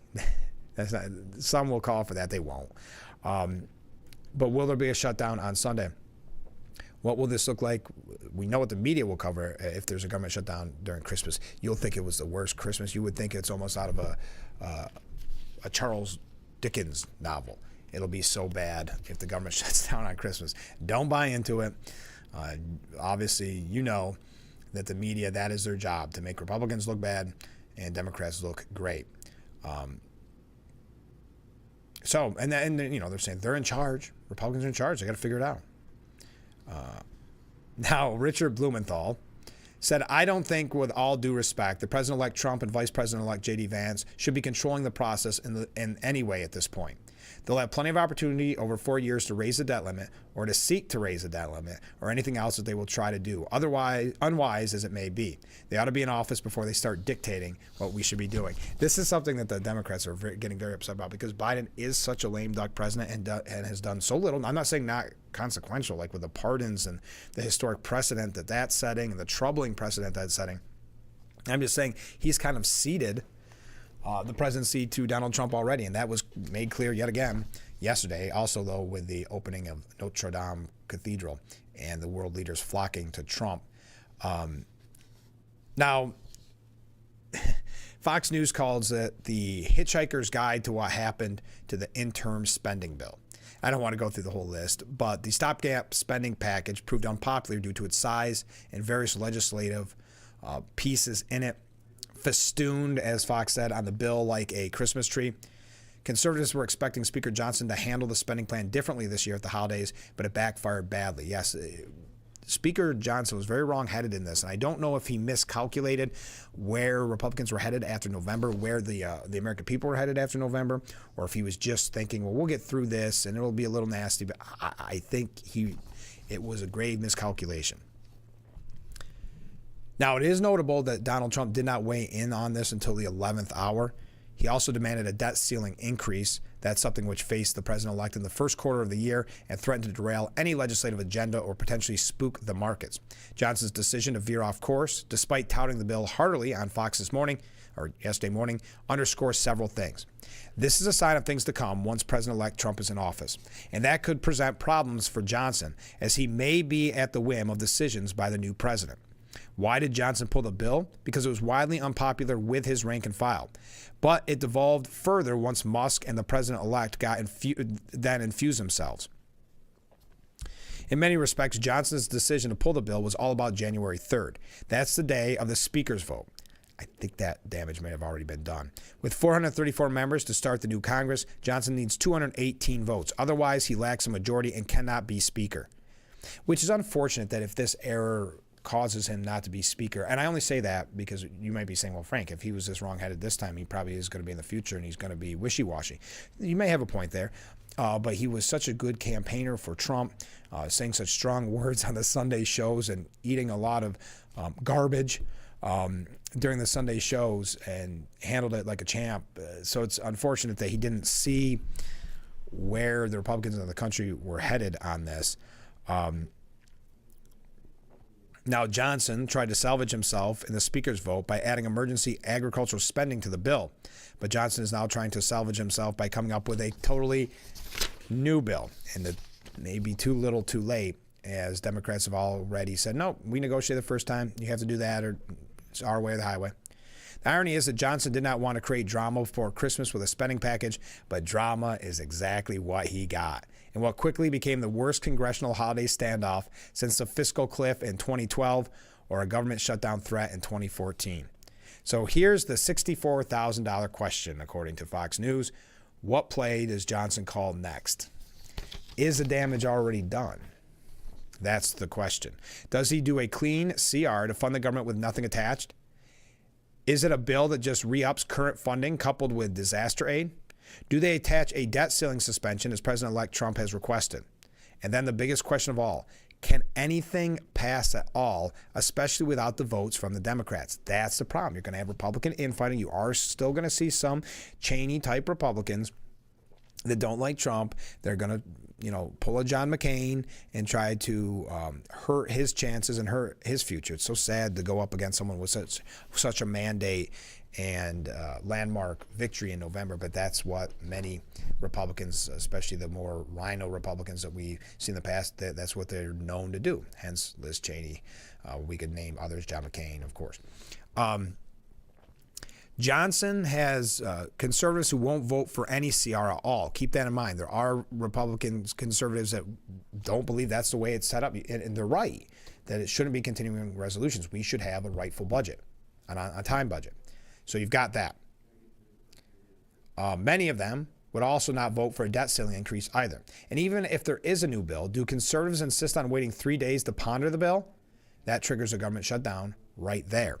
The deadline is 11:59:59 on Friday, which I actually thought it was 11:59:59 on Saturday. So a little confusion there. But so this is, I'm sorry, 11:59:59 p.m. on Friday. Yeah, so that would really be Saturday. But we were told that Sunday is when the shutdown would begin. But anyway, so this is going to require someone to pull a rabbit out of a hat. President-elect Trump's maneuver today is reminiscent of a move he made in December of 2019, which sparked the longest government shutdown in history. Then Senate Majority Leader Mitch McConnell, then Appropriations Committee Chairman Richard Shelby, and others thought that they had a deal to fund the government and avoid a Christmas-time shutdown. The Senate voted for the bill. Senators even sat back in the chamber and sang Christmas carols during the vote. Mr. Trump then balked at the last minute. House Republicans followed suit. The government shut down for more than a month.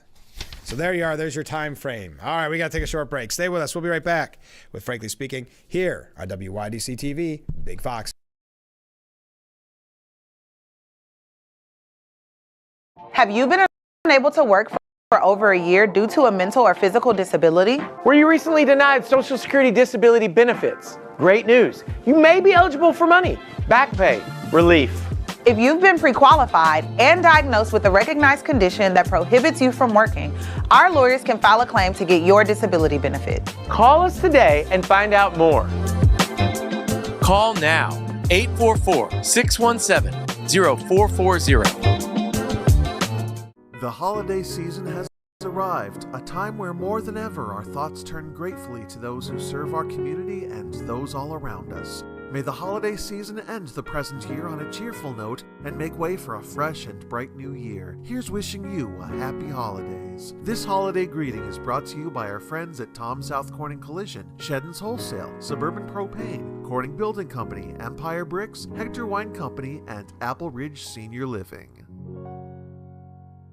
Stock up for the holidays at GCP with amazing specials. 750 milliliter Kendall Jackson Chardonnay, normally $14.99, is now $12.99. Save more with mail-in rebate of $2 a bottle or $24 a case. And 750 milliliter Corbel Champagne, normally $13.99, on sale for $11.99 a bottle. Save $20 on 6 bottles or $50 on a case with mail-in rebate. GCP Discount Liquors and Wines and Horseheads, the best in service, selection, and price. Looks like y'all got a lot of stuff here in your water. You're never gonna believe it, but this can filter up to 60 different contaminants from your water. It's all about cleaner drinking water. Dude, that's good water. And that's good water. Now that's good water. That's good water, eh? No matter where you live, there's a Culligan water expert nearby. At Culligan, we think about your water so you don't have to. Call today to schedule your free water test.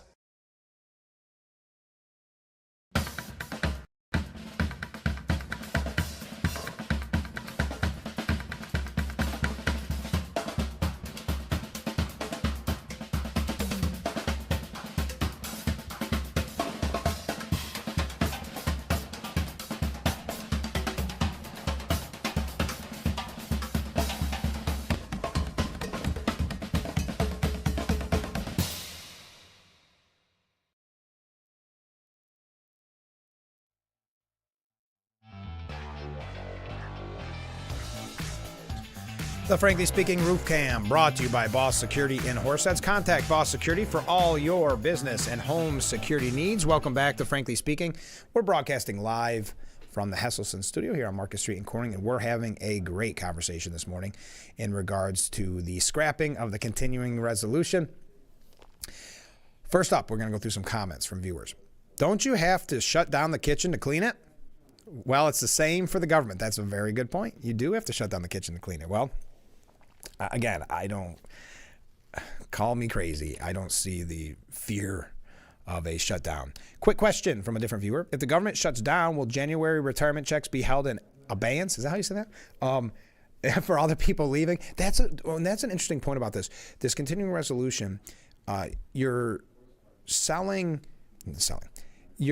voting on a continuing resolution, and many of those people will not be in Washington come the beginning of January. But they're making this major decision. So maybe there's something to be said, shutting it down until the new Congress is there. But I'm not sure how that works, how they can get sworn in. It gets into, they play a lot of games to worry you. Next up, the Speaker of the House is like being the only referee at a final championship game every day for years. He walks a tightrope trying to keep everyone happy. It's not possible. I wouldn't want his job. I think we're lucky to at least have someone that's willing to do the job. I think we should try to keep working with him, maybe give him more support and help and direction. That's a good point. First of all, yeah, I'm surprised anybody wanted the job. But he is a strong Trump supporter. I think this one caught him off guard for some reason. Now, again, you can judge him by that and say, hey, he's the speaker. He should know better. He should be better prepared. You could definitely make that argument relatively easily. But is it worth having him in? Not just because he has experience of walking that tightrope, but also because he has been a strong Trump supporter. I guess he just didn't realize that November didn't mean that everything started January 20th. It actually started November 5th, I guess. And I think that may have thrown him off guard. But again, you can make the argument if you're not a big fan. I want to hear from you in general if you are, what your thoughts on Speaker Johnson's chances of continuing being Speaker or just in general. Next up, Sergeant Dave writes, hi, Sergeant Dave, by the way, good morning. If you do shut down the government, what exactly is going to affect us? And hasn't this happened before? Yes, it's happened. Like I said, Trump had the longest one a few years back. It doesn't really. If I'm being honest, I guess the way it affects you is your full media coverage is about that and how bad it is for what people in Washington that are deemed non-essential employees, people that don't have to come in because they're not essential to Washington running. Now, most people would say, especially with DOGE being at the forefront of things, non-essential is probably not the label you want on your business card, right? You don't want to be one of those people that are told are not essential and that you don't have to come in. It's kind of like going back to COVID. If you relate to it, there were certain non-essential jobs. That was a much stricter definition. In this case, there's a lot of non-essential employees in Washington. And that, I think, highlights one of the reasons why the government shutdown, I think, backfires very often is because it shows the American people, wait a minute, I'm not being affected by this. Who are all these employees that don't even have to work and I'm supposed to feel bad for when everything seems to be running pretty much the same? They'll always have that one thing where a month after it opens, oh, well, this cost us this much, or there's a backlog here, there's a backlog there. It's just government inefficiency. It's just the slowness of government work. So, yeah, the majority of it is people, it is almost propaganda pushing that it's going to be bad. That's how it affects you, Sergeant Dave. And they're trying to convince you that it's the worst thing in the world and that Republicans are hurting, seniors and veterans. That will be the talking point. So thank you for that comment. We can continuing to talk about the continuing resolution and the scrapping of such last night as Trump put his 2 cents in, along with Vance. I like that the statement was from both of them. Also, it was really kicked off by Musk and Ramaswamy. I do see there is a lot of comments coming in, and we'll get to those in a moment. And we'll continue to talk about the continuing resolution. But if I could just quickly, because a couple of stories that broke yesterday. In reversal, the Key House panel voted to release Matt Gaetz' ethics report. I wanted your thoughts on that. I listen, I'm not a big Matt Gaetz fan. I said that on this program. Never have been. I don't know the precedent that this sets. This is maybe a little troubling. But what did I do with it? He came out with some comments on this when it said to be that it was going to be released. He said, listen, basically, I understand I partied too hard when I was in my 30s. I drank too much. I womanized, these type of things. But then he said someone made this suggestion to him, and this is listen, I don't think it's going to happen.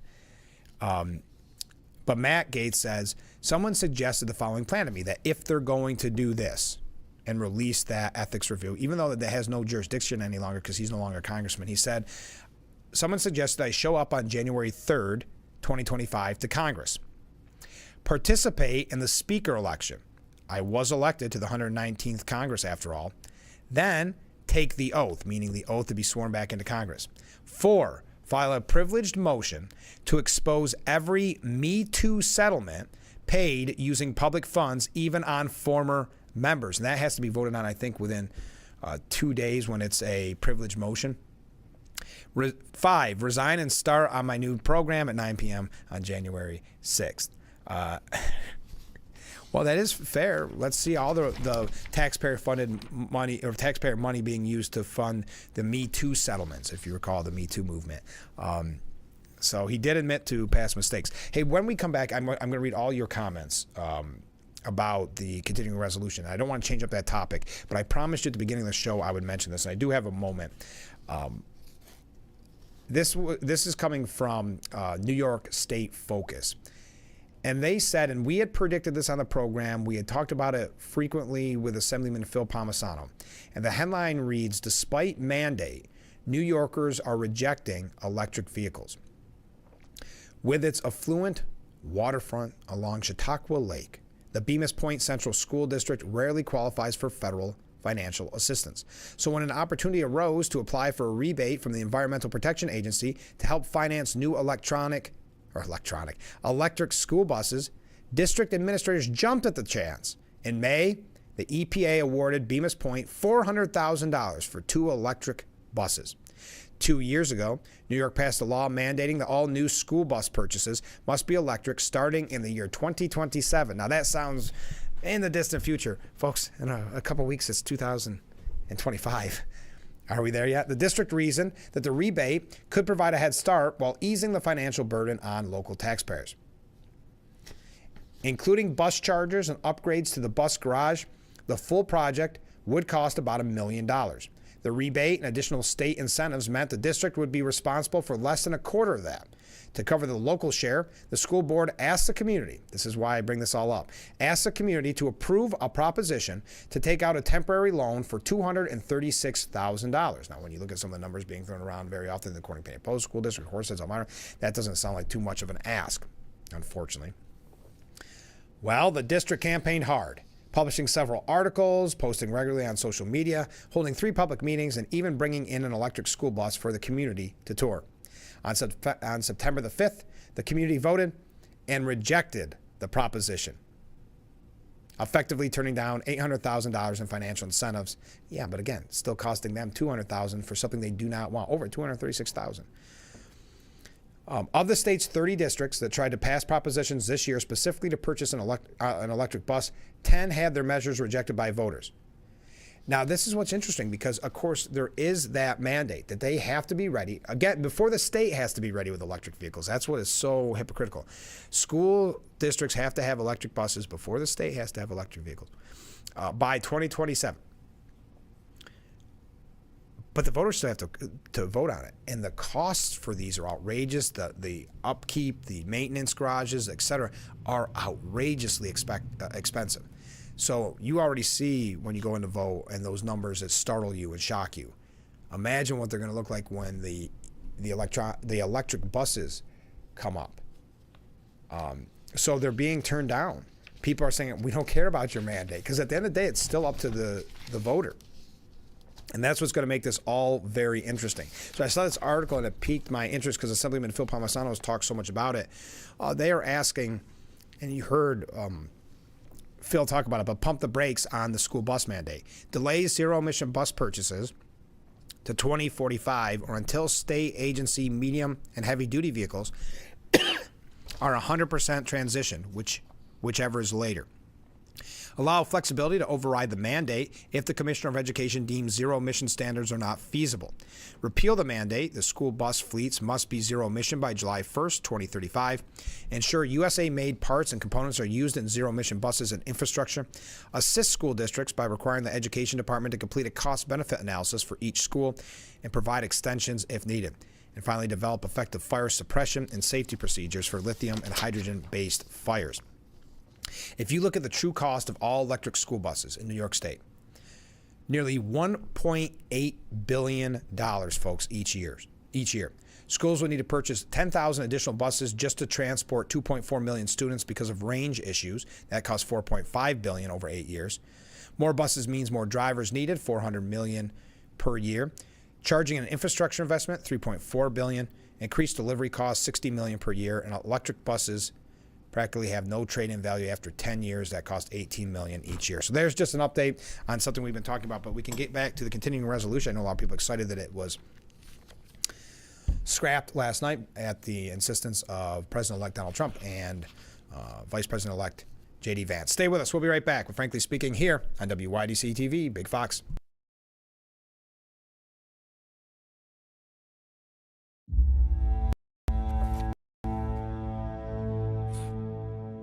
Heather and I had an argument just like any other couple. I was lost and lonely. I had snapped, I had a gun, and I was going to take my own life. Heather helped me realize that there was still life to live. For the better of myself, my family, my weapon is now safely put away. My son, Ricky, took his life by the use of a firearm. It broke me in ways that I never knew that I could be broken. And I contemplated suicide. Afterwards, we found out his girlfriend, she was pregnant. If that was my grandson, I was gonna have to be here for him. I still own my firearm. I keep it in a safe because I want to keep my grandson and myself safe. A moment of crisis can happen to anyone. Store your gun securely, locked, unloaded, and away from ammo.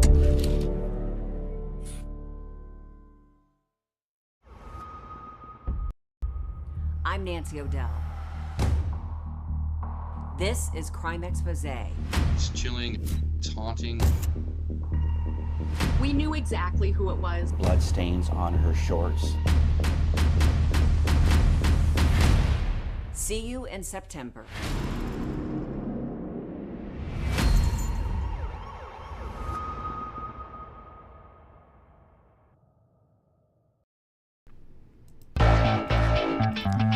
The Frankly Speaking Roof Cam brought to you by Boss Security and Horseheads. Contact them today for all your business and home security needs.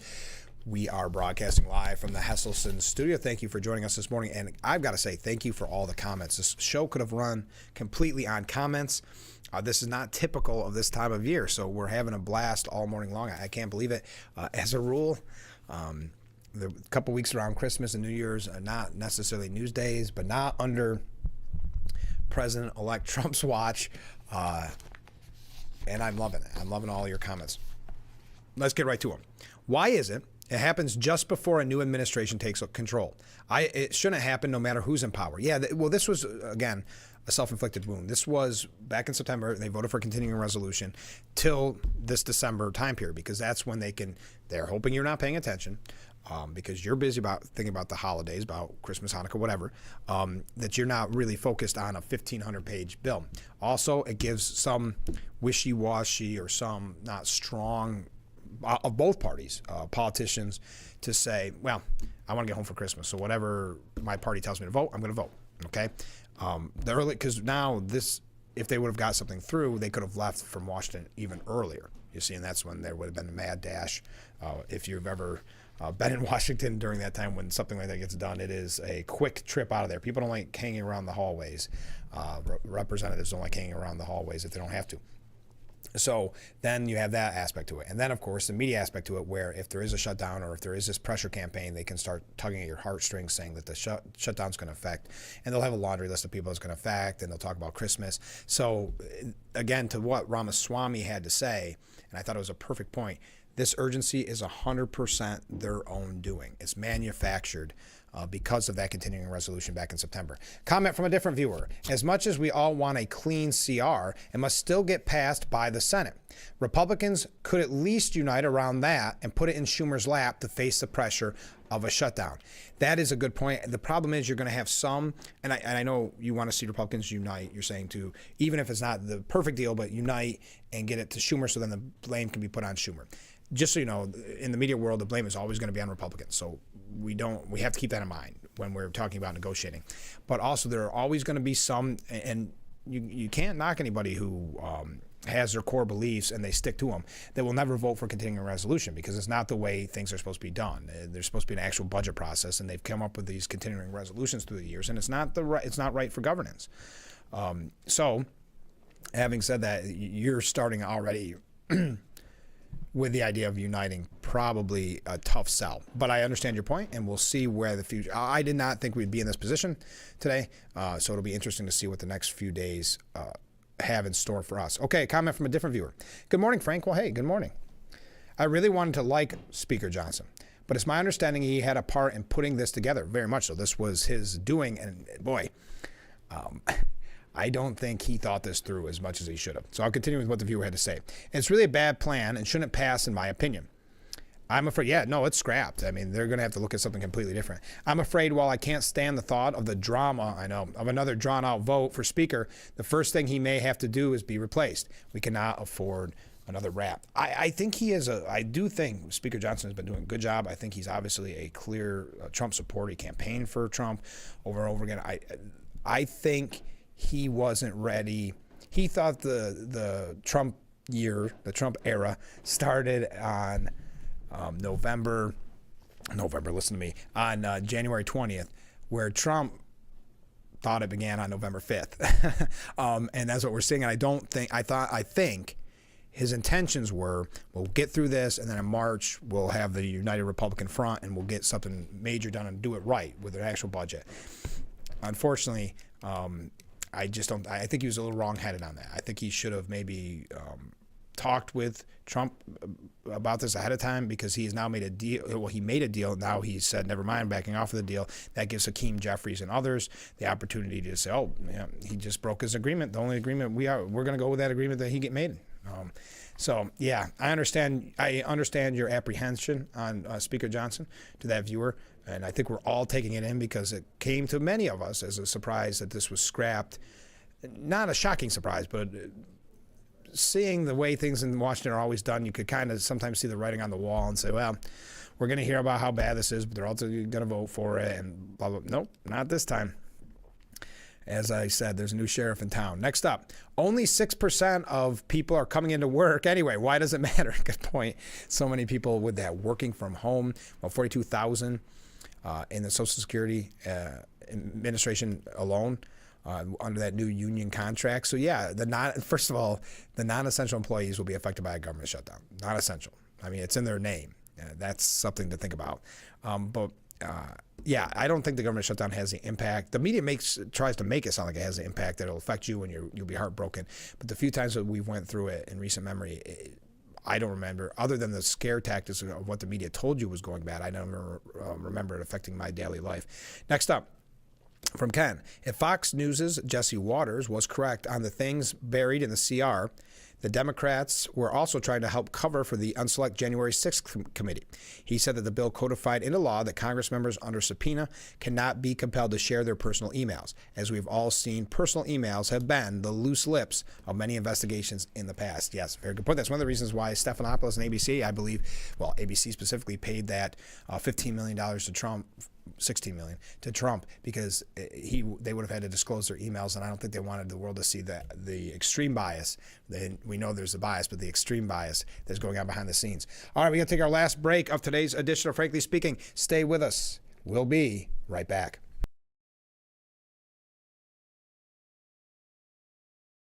If you or a loved one regularly used hair relaxers or straighteners and were diagnosed with uterine, ovarian, or endometrial cancer, you may be entitled to significant financial compensation. I've used hair relaxers for years. I had no idea they could cause cancer. Chemical hair relaxers and straighteners have been linked to serious conditions, including several types of cancer. If you used hair relaxers and have been diagnosed with uterine, ovarian, or endometrial cancer, call us now.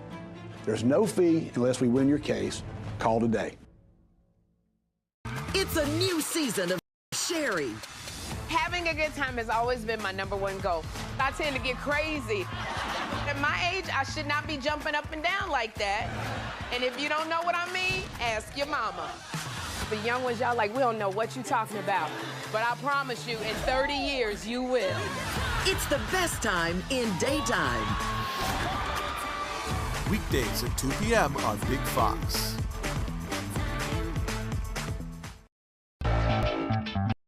Welcome to Frankly Speaking, talking to the people that affect your life, that affect all of our day-to-day lives. This is something you're not going to get anywhere else. We've got a lot to offer. There'll be a lot of news, local, regional, national, really the things that affect you. And I think you'll be glad that you tuned in. So think of it as radio on TV. Frankly Speaking, live, 2 hours long, starting at 6 a.m. on WYDC TV Big Fox. This is history making. We are back with Frankly Speaking, broadcasting from the Hesselson studio, wrapping up today's edition of Frankly Speaking. The Disney settlement with Donald Trump, Bob Iger's, the $16 million decision. There are now fears that George Stephanopoulos is thinking of walking away from ABC News. Interesting. Also, ABC News, it is being reported that ABC's George Stephanopoulos was repeatedly warned not to use the word rape by the producers, but said it anyway. They do say he's very outraged. Oh, by the way, MSNBC viewers still haven't returned post-election. Will they ever come back? And CNN's ratings sink to an all-time low and vital demographic for advertisers as left-leaning networks plummets after the Trump win. Well, I've got to say, as we wrap up today's edition, thank you again to everybody weighing in on what I think would have normally been kind of a routine decision that some deal for a continuing resolution would have been made that Republicans didn't like, Democrats did like, would have went through, and then we would have said we live to fight another day, the old saying. They would say that all the time. We're going to kick the can down the road, but we learn to live another day, however they always say it. And we're so used to that, we're almost trained in that. So the shock value of seeing Trump step in and Elon Musk step in and say, no, something was said in November the 5th to be specific. Something was said. And we're going to start now. It's not January 20th when Trump's sworn in that we're going to start making changes to the country. It's going to be after November 5th. And I think Speaker Johnson was caught off guard by that. So as we head out the door, if you would want to weigh in, you can reach that number at any time. And I thank you for all the comments. What are your thoughts? Will Speaker Johnson be Speaker after the January 3rd vote? Can he come back from this in many Republicans' eyes? Because I think people that are that want to like him, this idea that they want to support him, especially after all he did for Trump, this was a tough pill to swallow. So I think he has an uphill battle moving forward, but time will tell, and time will tell where this continuing resolution, what the next plan will be, and it's going to be fun to watch. Will there, and hey, let's head out the door on this question for you. Will there be a government shutdown. I don't see any way there can't be. They have to get a lot done today and tomorrow. And that includes not just getting it done, getting support, and getting the votes in. The only thing they've got going for them is that a lot of the politicians want to get home. They want to get home for Christmas, and they want to get home early. That looks like that ship has sailed, but it does look like they don't want to be those talks of you're staying till Christmas type idea. So time will tell, but that does it for today's edition of Frankly Speaking. Thank you again to all the amazing comments, such great viewers. We'll be back tomorrow morning with Frankly Speaking only on WYDC TV. Big Fox. Have a great day, everyone.